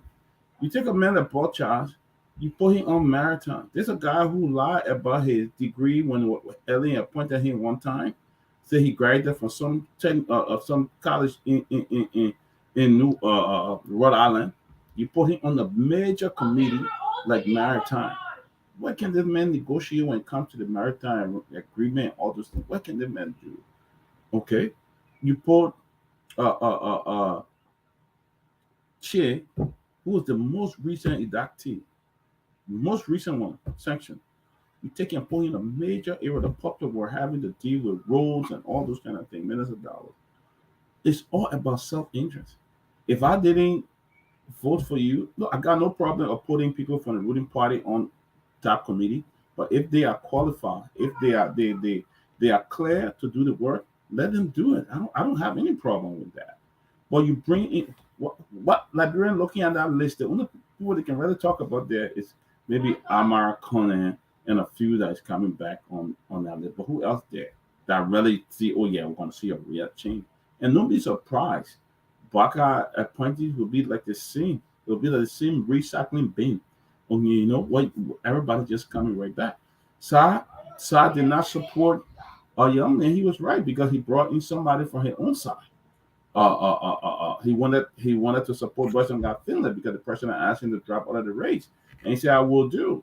But frankly speaking, the senator would have rather put inside than Western got Finland. He would have rather done it, but he said, "I have to do it because the president told me to do it." Fine, but is it because the man did not support you? Is that why you're going to put him on a different committee? I mean, you're going to leave him out like that because he didn't support you?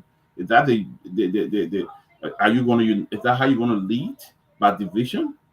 Or I'm going to deal with him. I'm not going to give him any committee. So I'd rather give it to people who probably give me money, who helped to finance this garbage came to the other senators so that they could vote for me.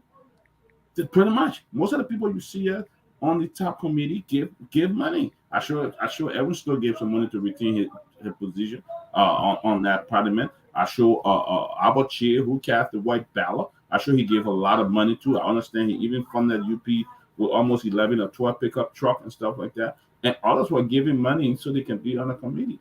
And that led to this barber scheme for young. So it's sad, but I'm telling you, it just started. A lot, like you said before, well, a lot was going to happen before the election, and we saw a lot happening. allowed to happen after inauguration. You will see people go in position, like Larry said, that they are totally, they did not earn on a meritorious basis. They only earn it based on either related to somebody, whether they can do it or not. And that's why Liberia have continuously been down, because you put the wrong people in who cannot speak the language in New York or the IMF or World Bank, and then we're all been down. We saw that in the previous, in the current government. You're putting people in places, they're like taking tested draw and sending in a draft plane. At the end of the day, the plane crashed. Everything happened because they didn't know what was going on. That's exactly what we're going to see. Lofa, Lofa, I mean, Yeah. what will bring an end to this thing? The people, because people believe that our legislature, they're just, I mean, no matter which government in power, but they have become where people will just use financial inducement to get to make the we and D in the legislature, and nothing happens. The citizen now, they go and vote for the same people. Okay, they put them back in office. People are wondering what will be the when they will stop. How what will stop this thing from happening? Because from what we're seeing, is the business as usual. Things happen the same way. They're just going to change, and there's no people feel there's no way out. I mean, when would this stop? How would this stop? So Tomalin, this will stop when those who know better consistently highlight the truth, okay, regardless of who it may come across or who may be highlighted. It will stop then when those who know better are willing to educate those who are the victims. Okay, a, a supervisor of mine once said to me, and again, yes, he was black, so we were okay to share this conversation. He said there is a thing more referred to like the house slave and the farm slave. The house slave often was okay, or it's okay for the mere fact that he or she is in the house, whether he's sleeping on the couch or in the kitchen. When the farm slaves asked to revolt or rebel against what is happening, the house slave would say, "No, I'm. Why would I do this? Look where I'm at. Should I move and come join you to do this?" But the consistency of the farm slave can possibly, turn the minds of those who find themselves in the house. This is what is happening today when we discuss Liberia politics. Few folks will say, you know what, it can never change. It have always been like this. But we must be resilient and consistent with the truth. And that's the only way we can actually change Liberia, considering what we see happening today. I want to go back to what Dr. Peabody spoke about. The issue of Darius DeLon, what the nomination or the appointments that are made for these different committees. I understand where people are saying there are political ties, and you need these popularity in order for you to ascend to those positions. But let me tell you one thing that we continue to forget, and that's why those committees failed miserably. And at the end of the day, Liberians don't benefit.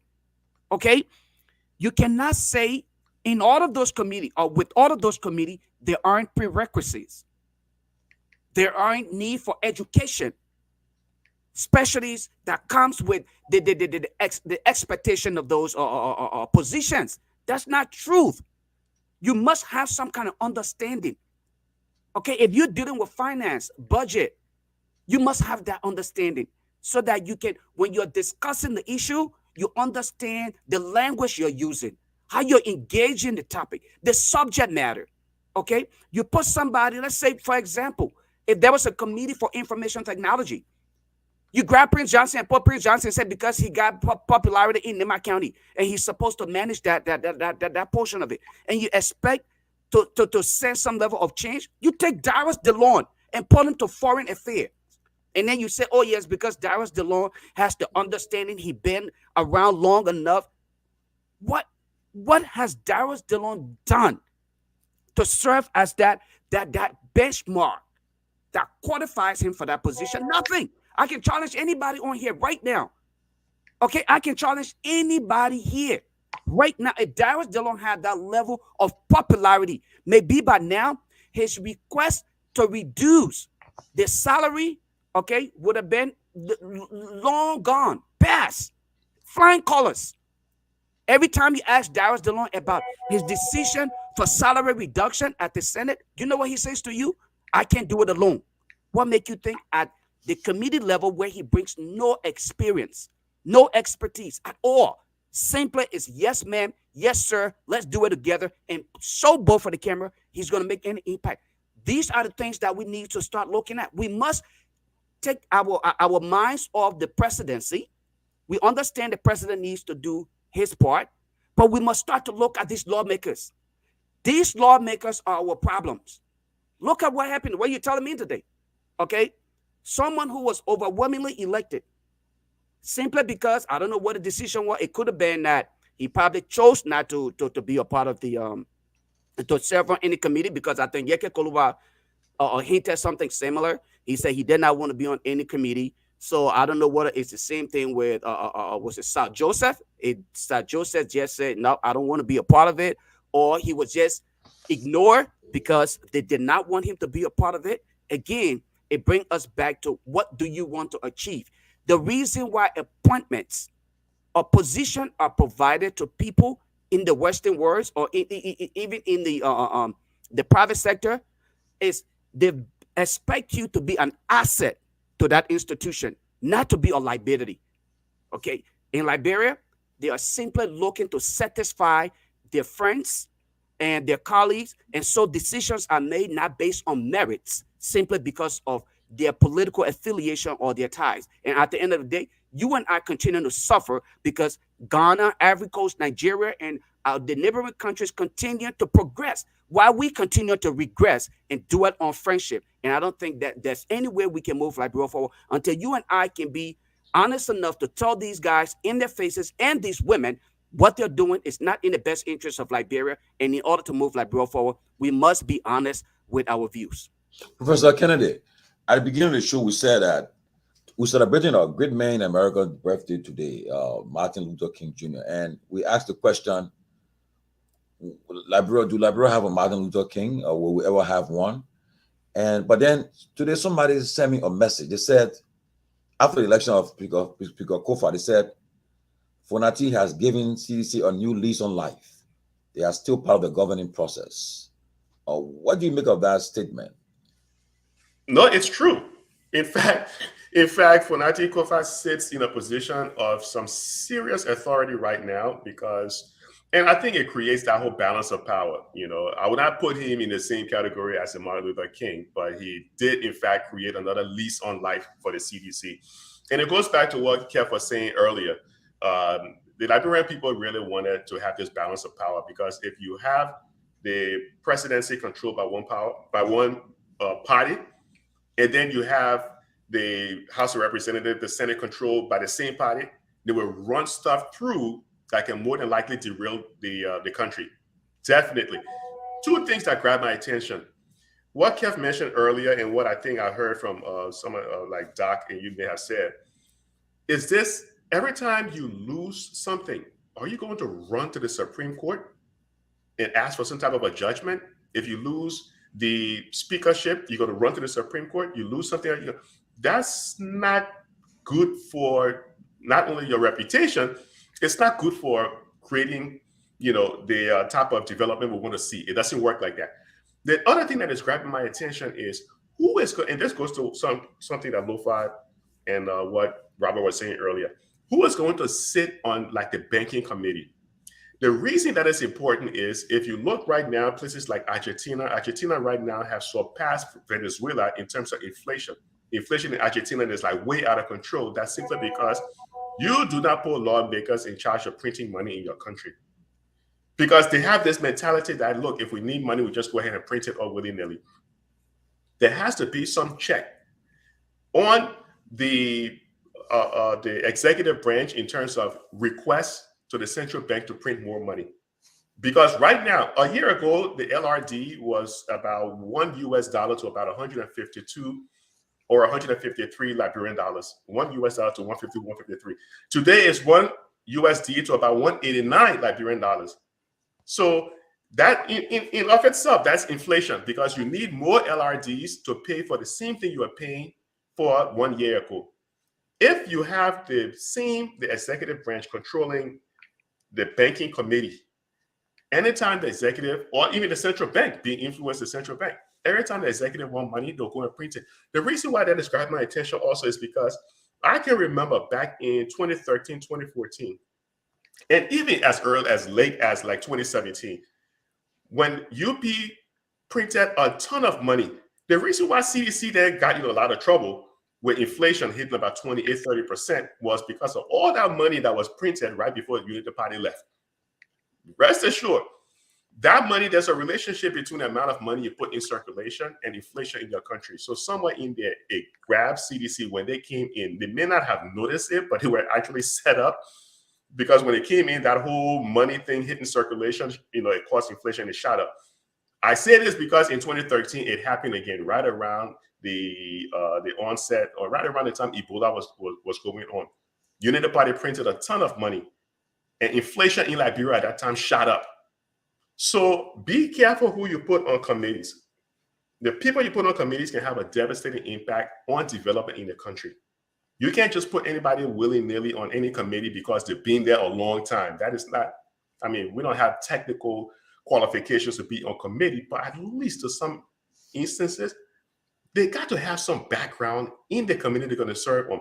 What background does McGill have in education? To put him on a committee to lead something within education.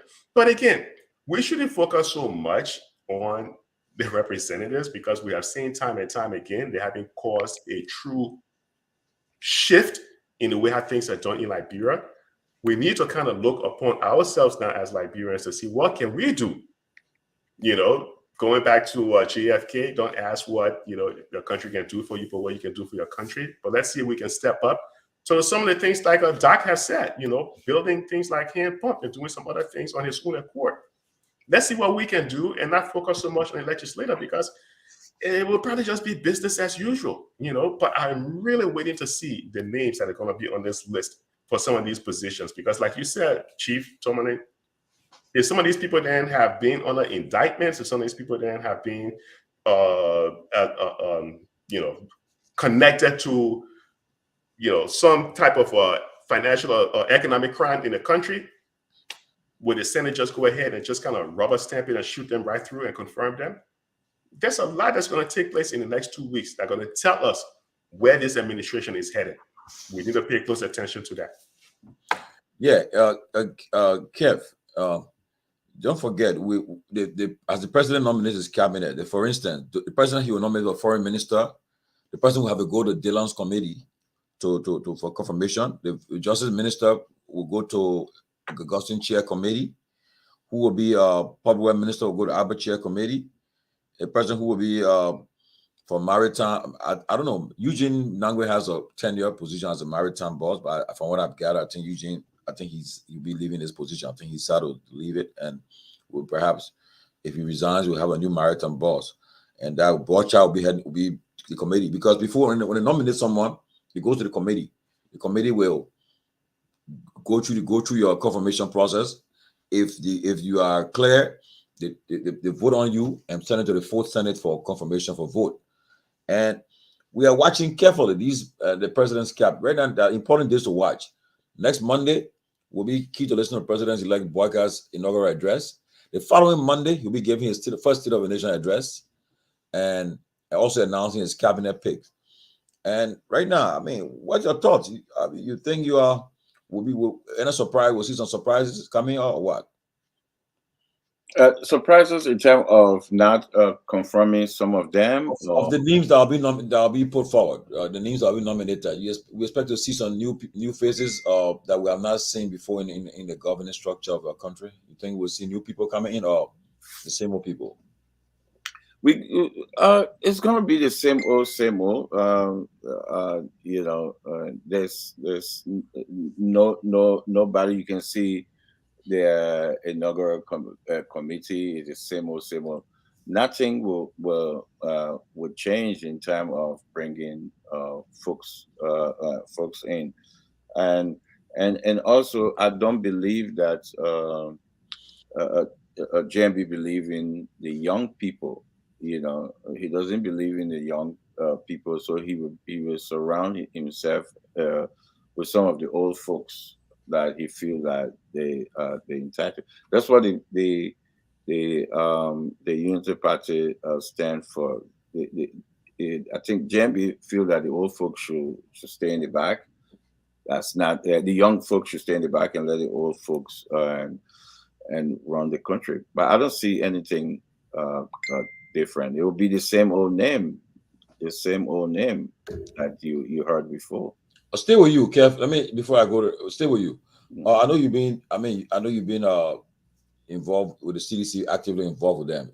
What kind of opposition CDC plan to be to the new government? There will be a constructive or what? It will just be a opposition that will be more robust. That will hold them accountable for any mistakes they made. They will give them, or maybe like Peabody said, he giving them how many days Peabody giving the people? I said 6 months. He giving them 6 months before he make any evaluation. What's CDC? CDC gonna be? But it look like going to be early from the names I've seen now. You're changing your mind? Yeah.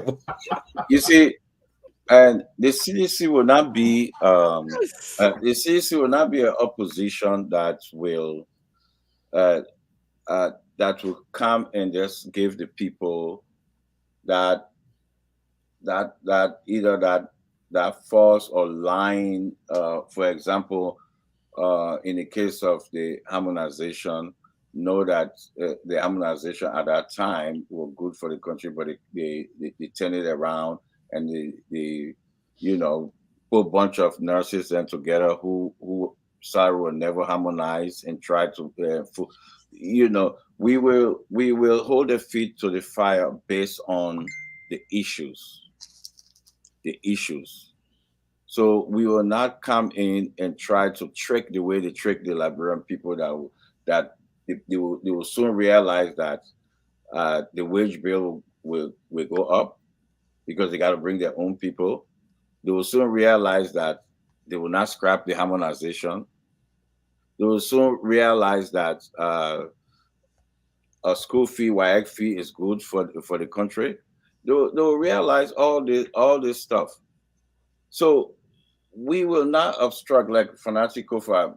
Look, he went to the president-elect, tried to send in an olive branch right now as we speak, so we can move the country forward. In the CDC mind is to move Liberia forward, and that's what the CDC always done, to move the Liberian people forward. But then they will soon realize that everything that under President we are or what CDC did or what CDC talk about is the right thing. They will realize that, hey, the marketplaces for our and Omar them is the right thing. They will realize that in order for us to keep people on salary, we have to harmonize, because you cannot fire a bunch of people. You cannot do that. They will realize that under Unity Party, you have NGOs who are paying a lot of sectors, including the vice president even talk about that. I used to talk about it on another platform. They say, oh, you are lying. It's not true, because it went into the people's mind and changed that. So the people will realize that they sold smoke screen to them. They just give them something and they ran for it. It's not going to happen. They will soon realize that they're not going to do certain things because where the money coming from, because and like I always say, Liberia economy, and it's a donor economy. It's not an economy that driven by her own revenue. Because the SPAC, Mr. Kennedy, Larry Kennedy will explain that. So people will soon realize all those things, and when they realize that, then they will come to the senses and say no. So our opposition will be there to make them understand that, hey, what we were doing, they lied to you. So we'll be constructive. We're not going to go in the people's mind and let them feel that, you harmonize, they will harmonize. Will harmonize your days. So we will be constructive, because in the goodness of Liberia, and that's why Funati Kofa is the right man at the right time to do it, because because that's what uh, uh, uh, CDC stand for. Lastly, you saw the president this Sunday. He said, "Hey, if you don't have anything to do on the 22nd, you can just stay home. No obstruction. Let the people get their way. Let them be there." So we are about promoting peace, and that's all. But again, let me say this: if you want to go and use your power to obstruct the right of CDC, the right of Fanatic Kofa, then you're going to hear from us strongly, and you will hear from us, and then you will see us. So in the time that we want to bring take the country in the right place, but we are not a fool. So if you want to do that, you will see us. Remember, we have half of the vote. You will see us, and you will see us on the streets. If you think we're joking, mess with Fanatic Kofa. If you think Chief Tomalin, and this is a message to every court, and this is a message to Unity Party. If you think we are joking, mess with Fanatic Kofa, you will feel us.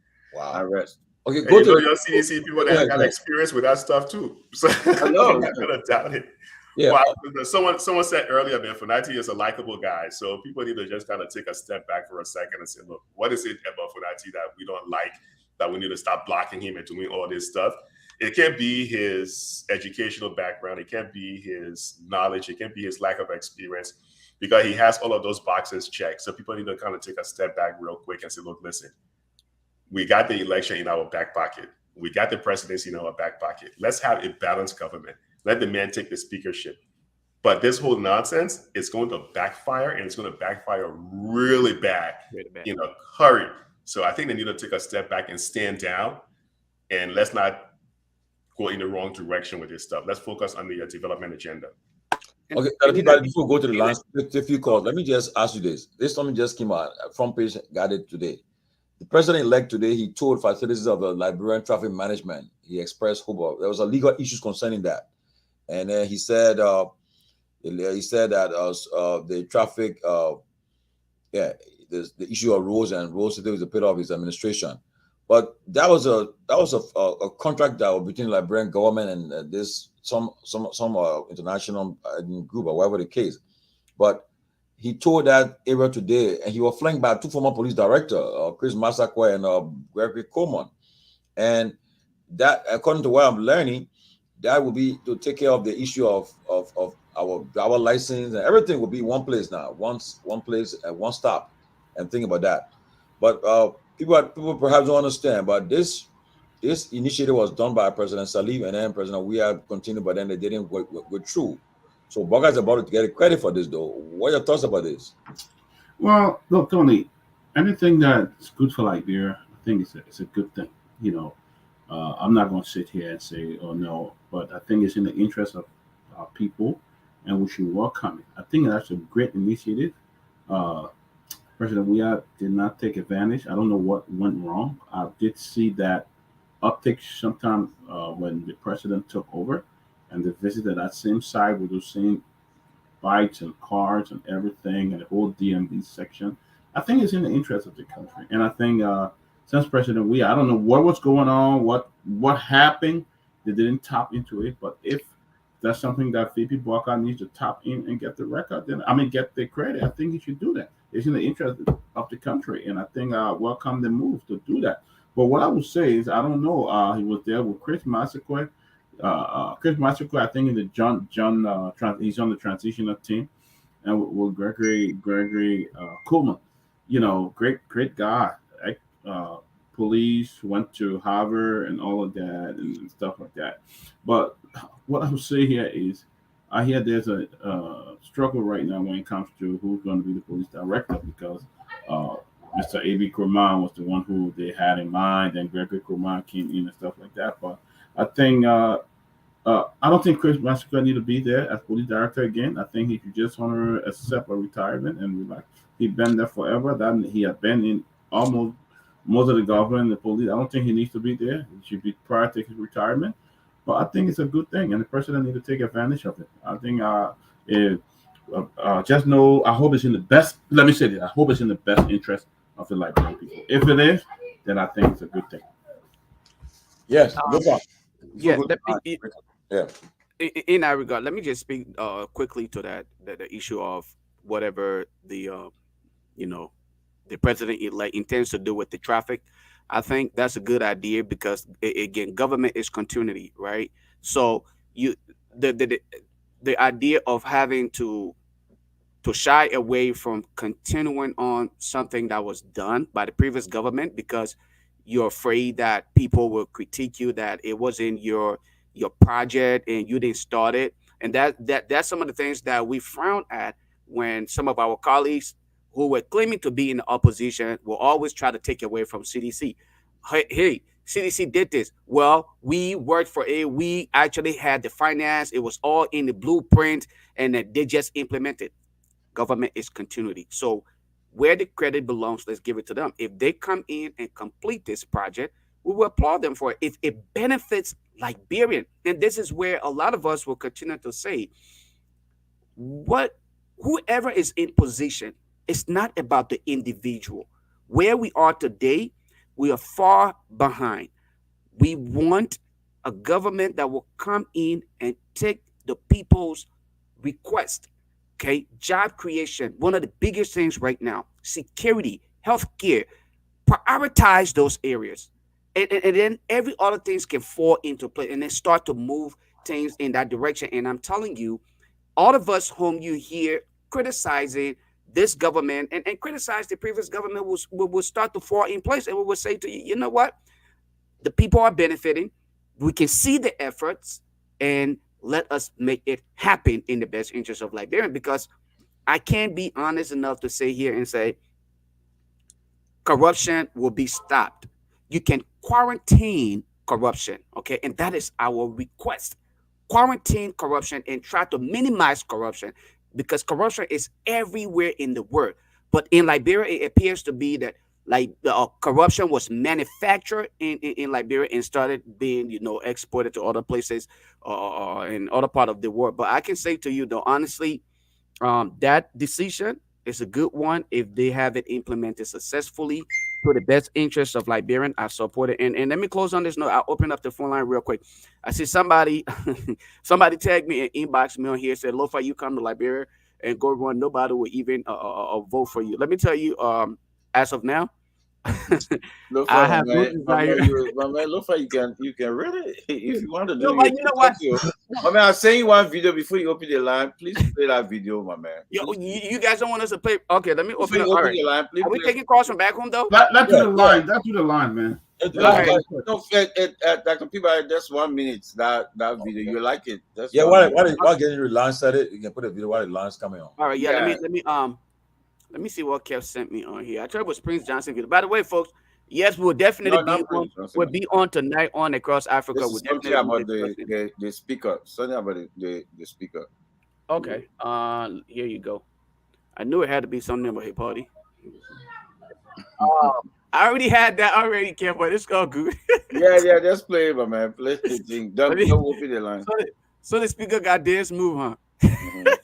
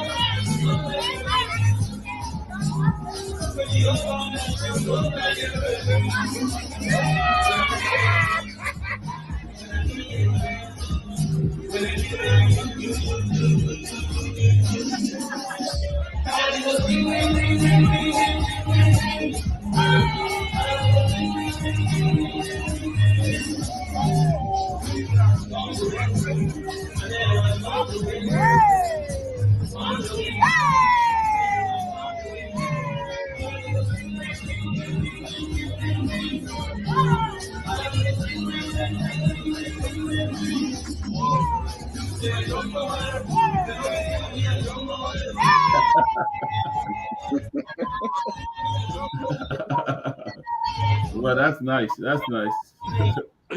Okay, so the speaker jumped over all the holes in the dump. Yeah, a lot of holes he had to jump over though. To be Yeah, honest, he jumped over a lot of holes. They he went Yo, jumped black over a he, whole lot of yesterday. holes, man. honestly, he drove a lot of hope because look, I'm telling you, if Fonati, look, just like Fonati is a guy who crossed party lines. He's a very good guy, good man. I mean, to you, and you even people you from the other side, they won't say the worst things. They will always tell you say no. He's a different kind of guy, And we're praying that his people. Let's check out. We got our first caller on here. Yeah, go ahead.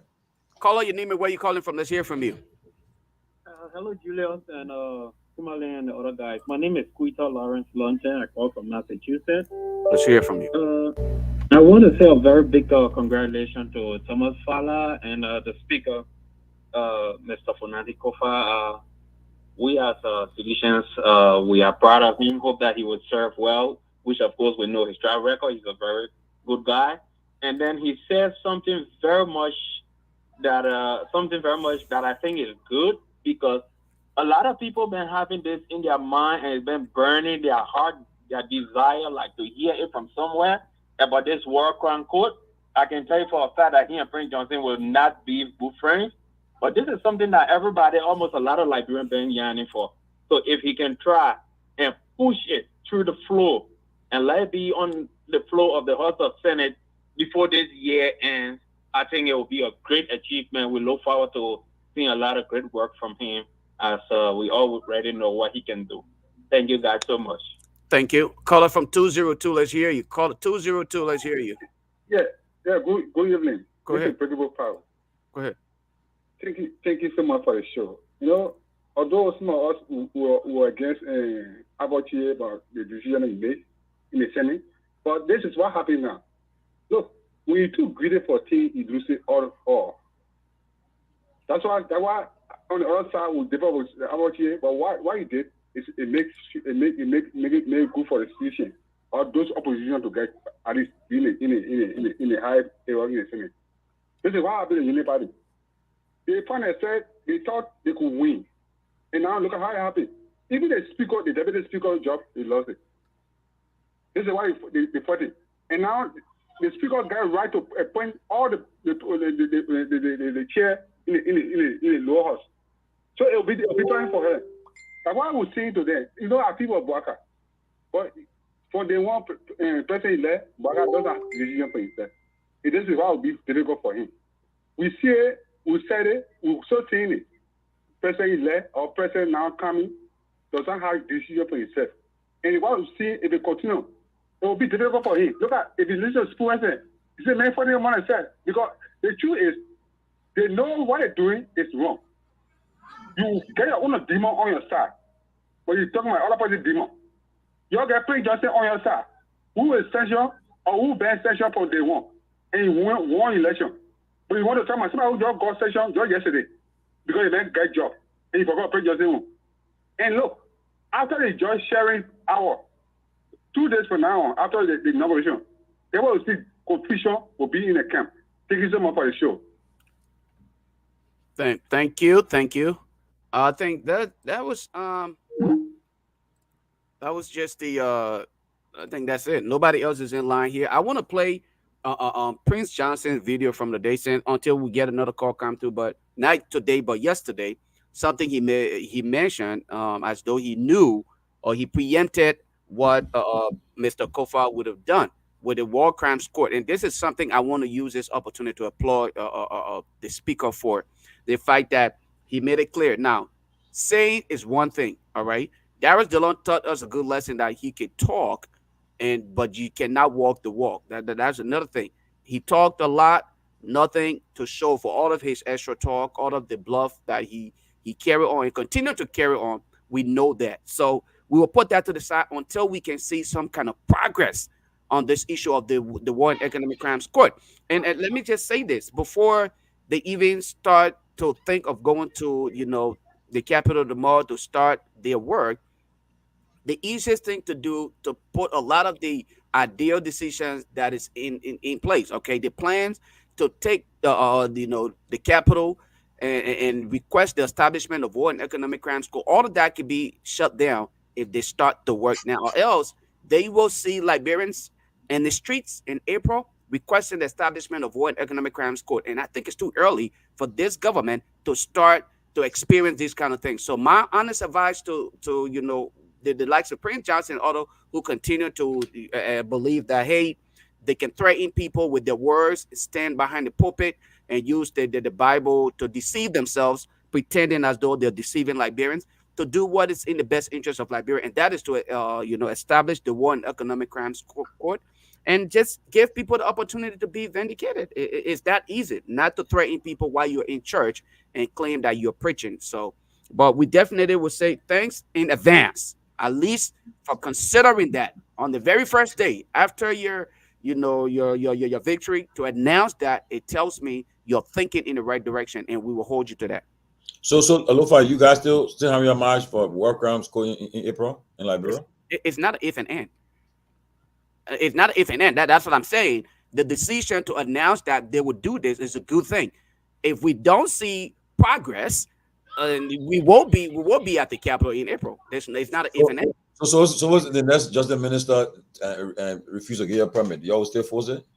Well, you know what? It is our constitutional right. We will be out there. So I mean, that part, when we get to that part, we will cross the road when we get there. So let's not, let's not start to chastise the child before the child is born.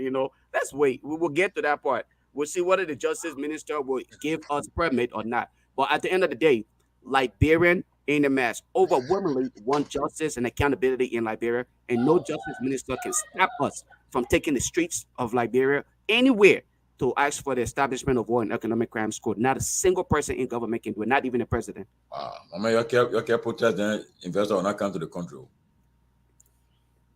I'll leave that part with you. Let other people contribute. Now you're trying to pick words out of my mouth.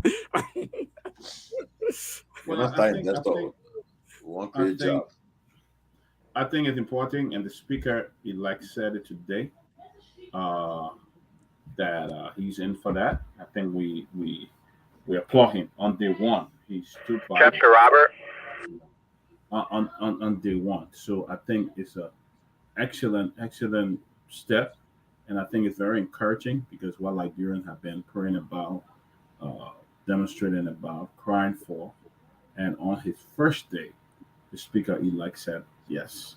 So it's now time to see what the president-elect want to do.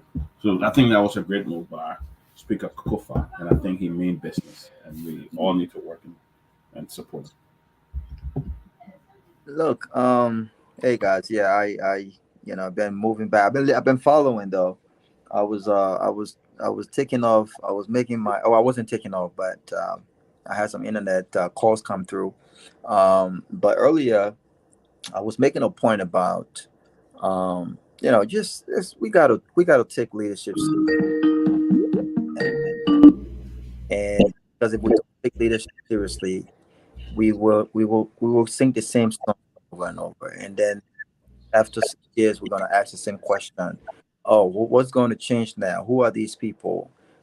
When you looked at these committees, these subcommittees, and things like that, in serious countries, you have people in these committees that come with a bucket of experience. In the foreign affairs area, you have people like John McCain on these committees. In the committee on armed forces, on military thing, you got people who work in these areas, people who have served their country in these areas, career expert people in these different committees. It's not enough because a guy has been in Congress for 2 years, or because they serve on a committee as a member, somehow gives them that experience, that requisite experience to serve an advanced role on these committees. We've got to be serious. It can't just be about making deals. You give me the speakership, and then I put you in this position. You support me here, and I put you here. We got to be. Look at Prince Johnson. I mean, why is Prince Johnson on committees? I mean, what experience other than what we see, or other than what he's known for, he brings to these areas? And so I will hope that we have a different mindset and a different approach in the near future, because our young people are looking up to us. They are looking at us. They're looking at the people that we elect and the things that we support, you know. And so when I mention that individual name, it's not personal. It's not just limited to him, but a lot of committees, a lot of chair and co-chair brings absolutely no worth of experience from the private sector, both academically and practically, nothing whatsoever. You know, it's like you put me in a hospital on a committee to chair health matters. I have nothing because I've been a member of the health. I mean, I have nothing in that area. I have no expertise, knowledge whatsoever. Why am I being put on committees that I know I can, serve on effectively? We have to change that, and whatnot. But I look forward to the War on Economic Crimes Code. We will hold the speaker to it. I do not know him personally, but I do know people who are close to him, and I will hold off on my opinion of him right. And after a few decisions and stuff that have been made, but I wish them the best. I wish them the best. I wish the 55th legislature the best. I hope that they're in there to get the people's work done. But based on the characters in there, I'm not sure if I have enough hope in that.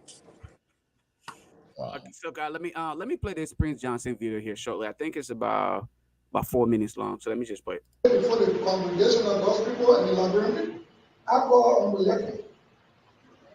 He came to my house 3 years ago in the night.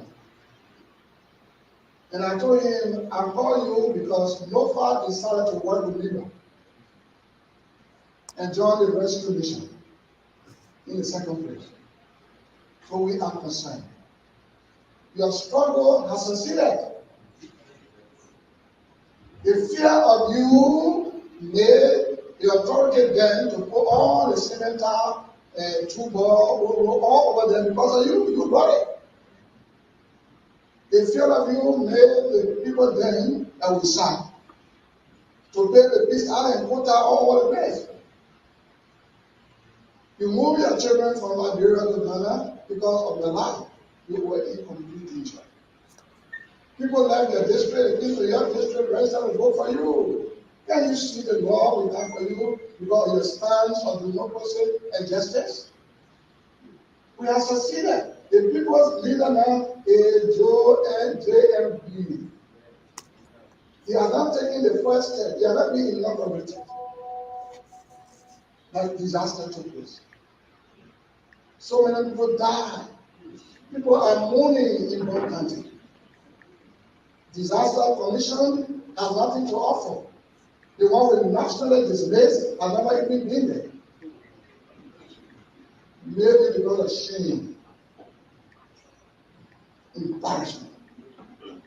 The people are taught with hearing and coming back and turning their left for one side and coming. So I can't do that.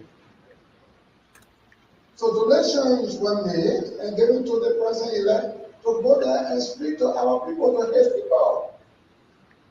He gave them 10 million LD and some food, and you're asking him to give account to who? And your tax you pay? I quarrel with him. This is my son. I quarrel with him. He sat quietly and told me he couldn't say a word.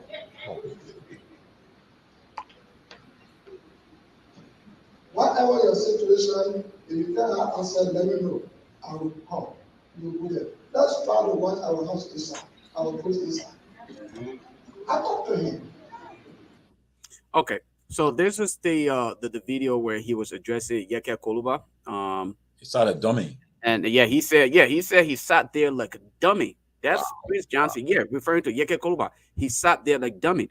And this is where he actually thought to attack the speaker elect. This one is only 2 minutes long, so it shouldn't be that long. Like, I just want to play this for people to get some understanding of what he said. This is what he said.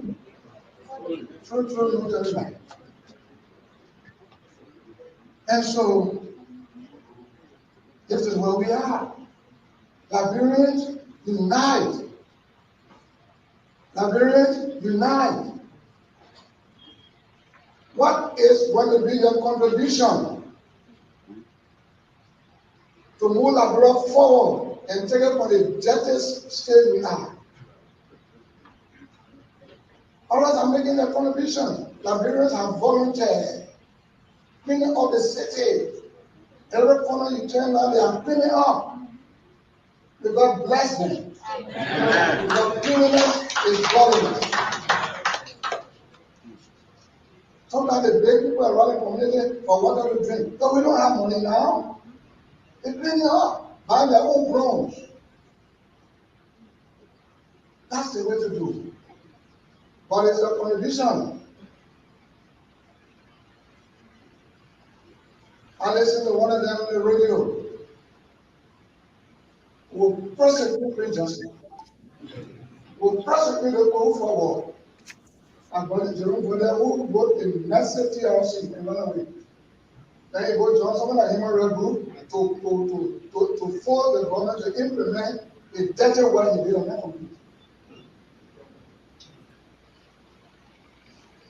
And prohibition to pursue those men under amnesty. There are men who will fight them to become the speaker.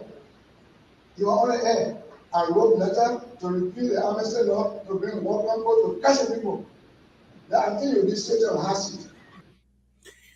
The fact that the speaker-elect said he wrote a letter to repeal the amnesty law, Prince Johnson has said then he will be sitting on hot seat. Guys, let's close up and call it a night. That's it. Wow. Guys, you know, the next few days we'll see what will happen. Everything will fall in line because what you just saw, I think Prince Johnson apparently when it comes to the issue about war crime code, it gets to him. He said when they don't seize him, he will shout war crime code. So, but now they're all on the scene side. I don't know how to handle it, but we will see what happens. It will be interesting the next few weeks to see.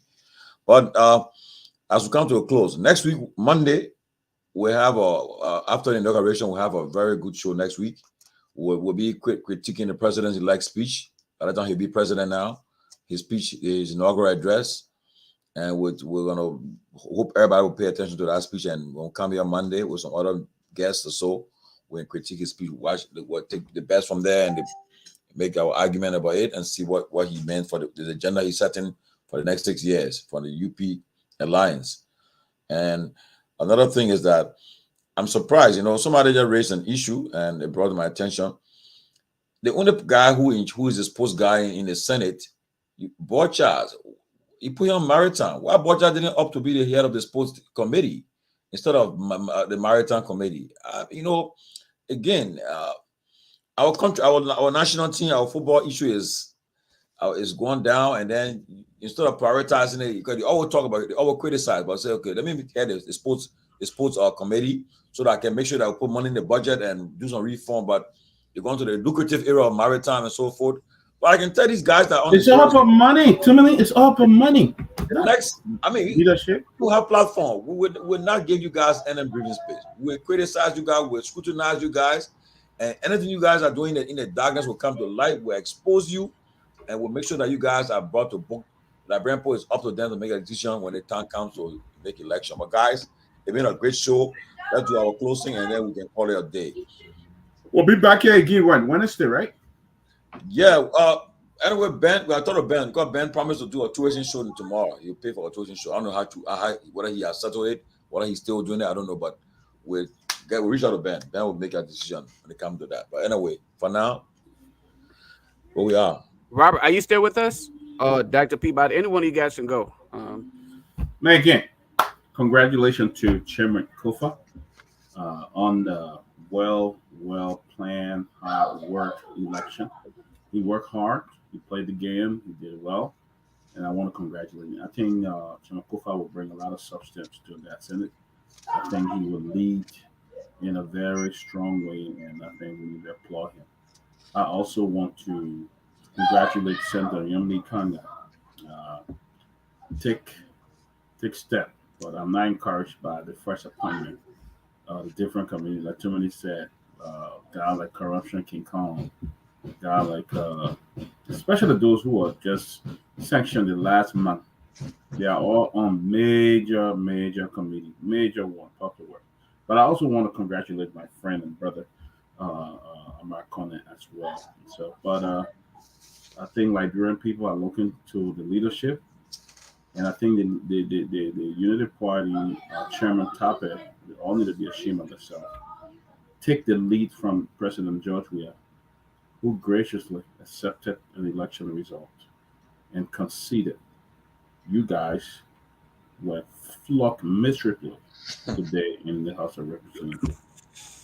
Learn from that, concede, and move on in the interest of the country.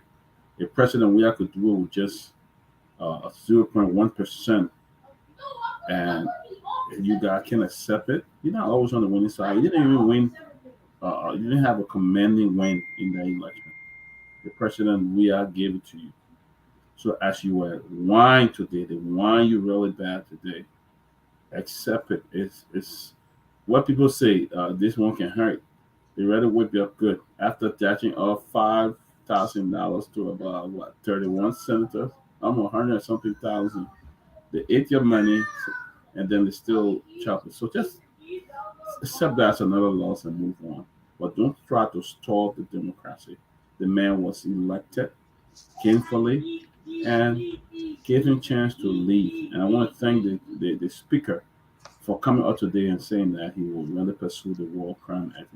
I think that was the best thing I got from his acceptance speech today. Thank you, guys. Great show. Thank you. Yeah. Oh, you finished, Lofa? You No, done? Robert, is Robert on? Oh, and Robert not on. I think he left already. Well, I mean, yeah, I'll close up. Just again, great show. I want to say, but the audience will make that determination whether it was good or not. And in this closing, let me acknowledge our advisory team. They have been doing a great job. They have been critiquing the work. Not everything they say about us we agree with. Not everything we laugh about. But the team led by Gwen, Patient, Lofa, Baby, and all of you guys that are in the room, you guys are doing a great job. Every criticism of the show gave us a little bit more to bring and elevate the conversation and in the best interest of Liberia to present something much more appreciative. So we want to thank you guys for continuously critiquing everything that we do on here, and we appreciate your time spent to do that. As far as the speaker election today, I want to congratulate, like I already did on my page already, congratulated the speaker elect, Mr. Kofa. Congratulations. I hope that you will go out there with the desire, burning desire, for emphasis, the burning desire to give Liberian what they entrusted you with, and the piece of job that we have given you. We employ you for a reason. We hope that you will be an asset and not much of a liability as it have always been when it comes to people serving in those positions. We have already said, as far as Madam Yombi Kanga Lawrence, I will congratulate her. But unfortunately, upon congratulating her, she's shown to me that she lacks what it takes to serve in that capacity with the appointments that have been made thus far. So I don't expect to see much from her. But hopefully she will put me to shame, like Delon said he did with other people in his family, put them to shame. So I hope she can actually put me to shame based on her achievement, and so that we can have for ourselves a much more transparent society, a society with accountability, and so for much more vital one. So I said thank you guys for being here today. And in closing, let me use this opportunity to Well, we extend. had a lot of people watching us today, more than 3,000. Yeah. Let me Wow. extend birthday greetings to Bendu. Bendu Sunny. She is actually in Monrovia. Or I don't know the part of Monrovia she's at, but I say happy birthday to you, Bendu. Your birthday was yesterday, but they showed us today. So I say I hope you have yourself a wonderful, wonderful birthday celebration, and enjoy yourself. And just as we close today as we celebrate the birthday of a great American civil rights icon, his final words on that day before his death, he said, "But it really doesn't matter with me now because I've been to the mountaintop. I've seen the promised land. I may not get there with you, but I want you to know tonight that we as some people will get there to the promised land." Amen. Hope Liberians, hope we'll get to that promised land one of these days. We pray that Amen. we'll get to that promised land. And so I want to say thank you guys again for watching the show. And we look forward to seeing you guys again. But let us pray that we'll get to that promised land very soon. hope our generation, during our lifetime, will get to that promised land. If not, we don't know. But I believe, I'm confident we'll get to that promised land before our time passes. But guys, thanks, man. It's a pleasure. Well, with you guys tonight. I look forward to another show coming up. Definitely. Flama Augusta P. If you want to be on the advisory board, contact Eugenia because she's also on the advisory board. So, have a great show. See you guys on Wednesday. yep, Maybe tomorrow, but Wednesday. If tomorrow, we'll let you know about that. Hopefully, I'll see you guys. All right, All right, guys. Thank you. Have a good night. Thank you, our guys in studio from Hot FM. Thank you. Oh, yeah, definitely. Thanks to the guys from Hat FM. It was great. Thank you very much. Yeah. You guys want me to move you out? Yeah, go ahead, move me. Judah. What's up, Bob? We still live. Don't forget that YouTube page. Oh, okay. Yeah, I'll get it. Yeah. I will put some time into getting it done tonight. And I will share the link with you guys. All right. But anyway, folks, let us use this opportunity to say thanks to all of you for being a part of the closing argument. It was a wonderful time. Great opportunity to engage Liberia and discuss national issues. What we say here may not be to your best interest, but it's in the best interest of Mama Liberia and those who actually directly benefit from it. We thank you all for being a part of today's conversation. Until we are back here again, another day to discuss Mama Liberia, we say you all have yourselves a wonderful, wonderful time. And indeed, we are out of here. Peace.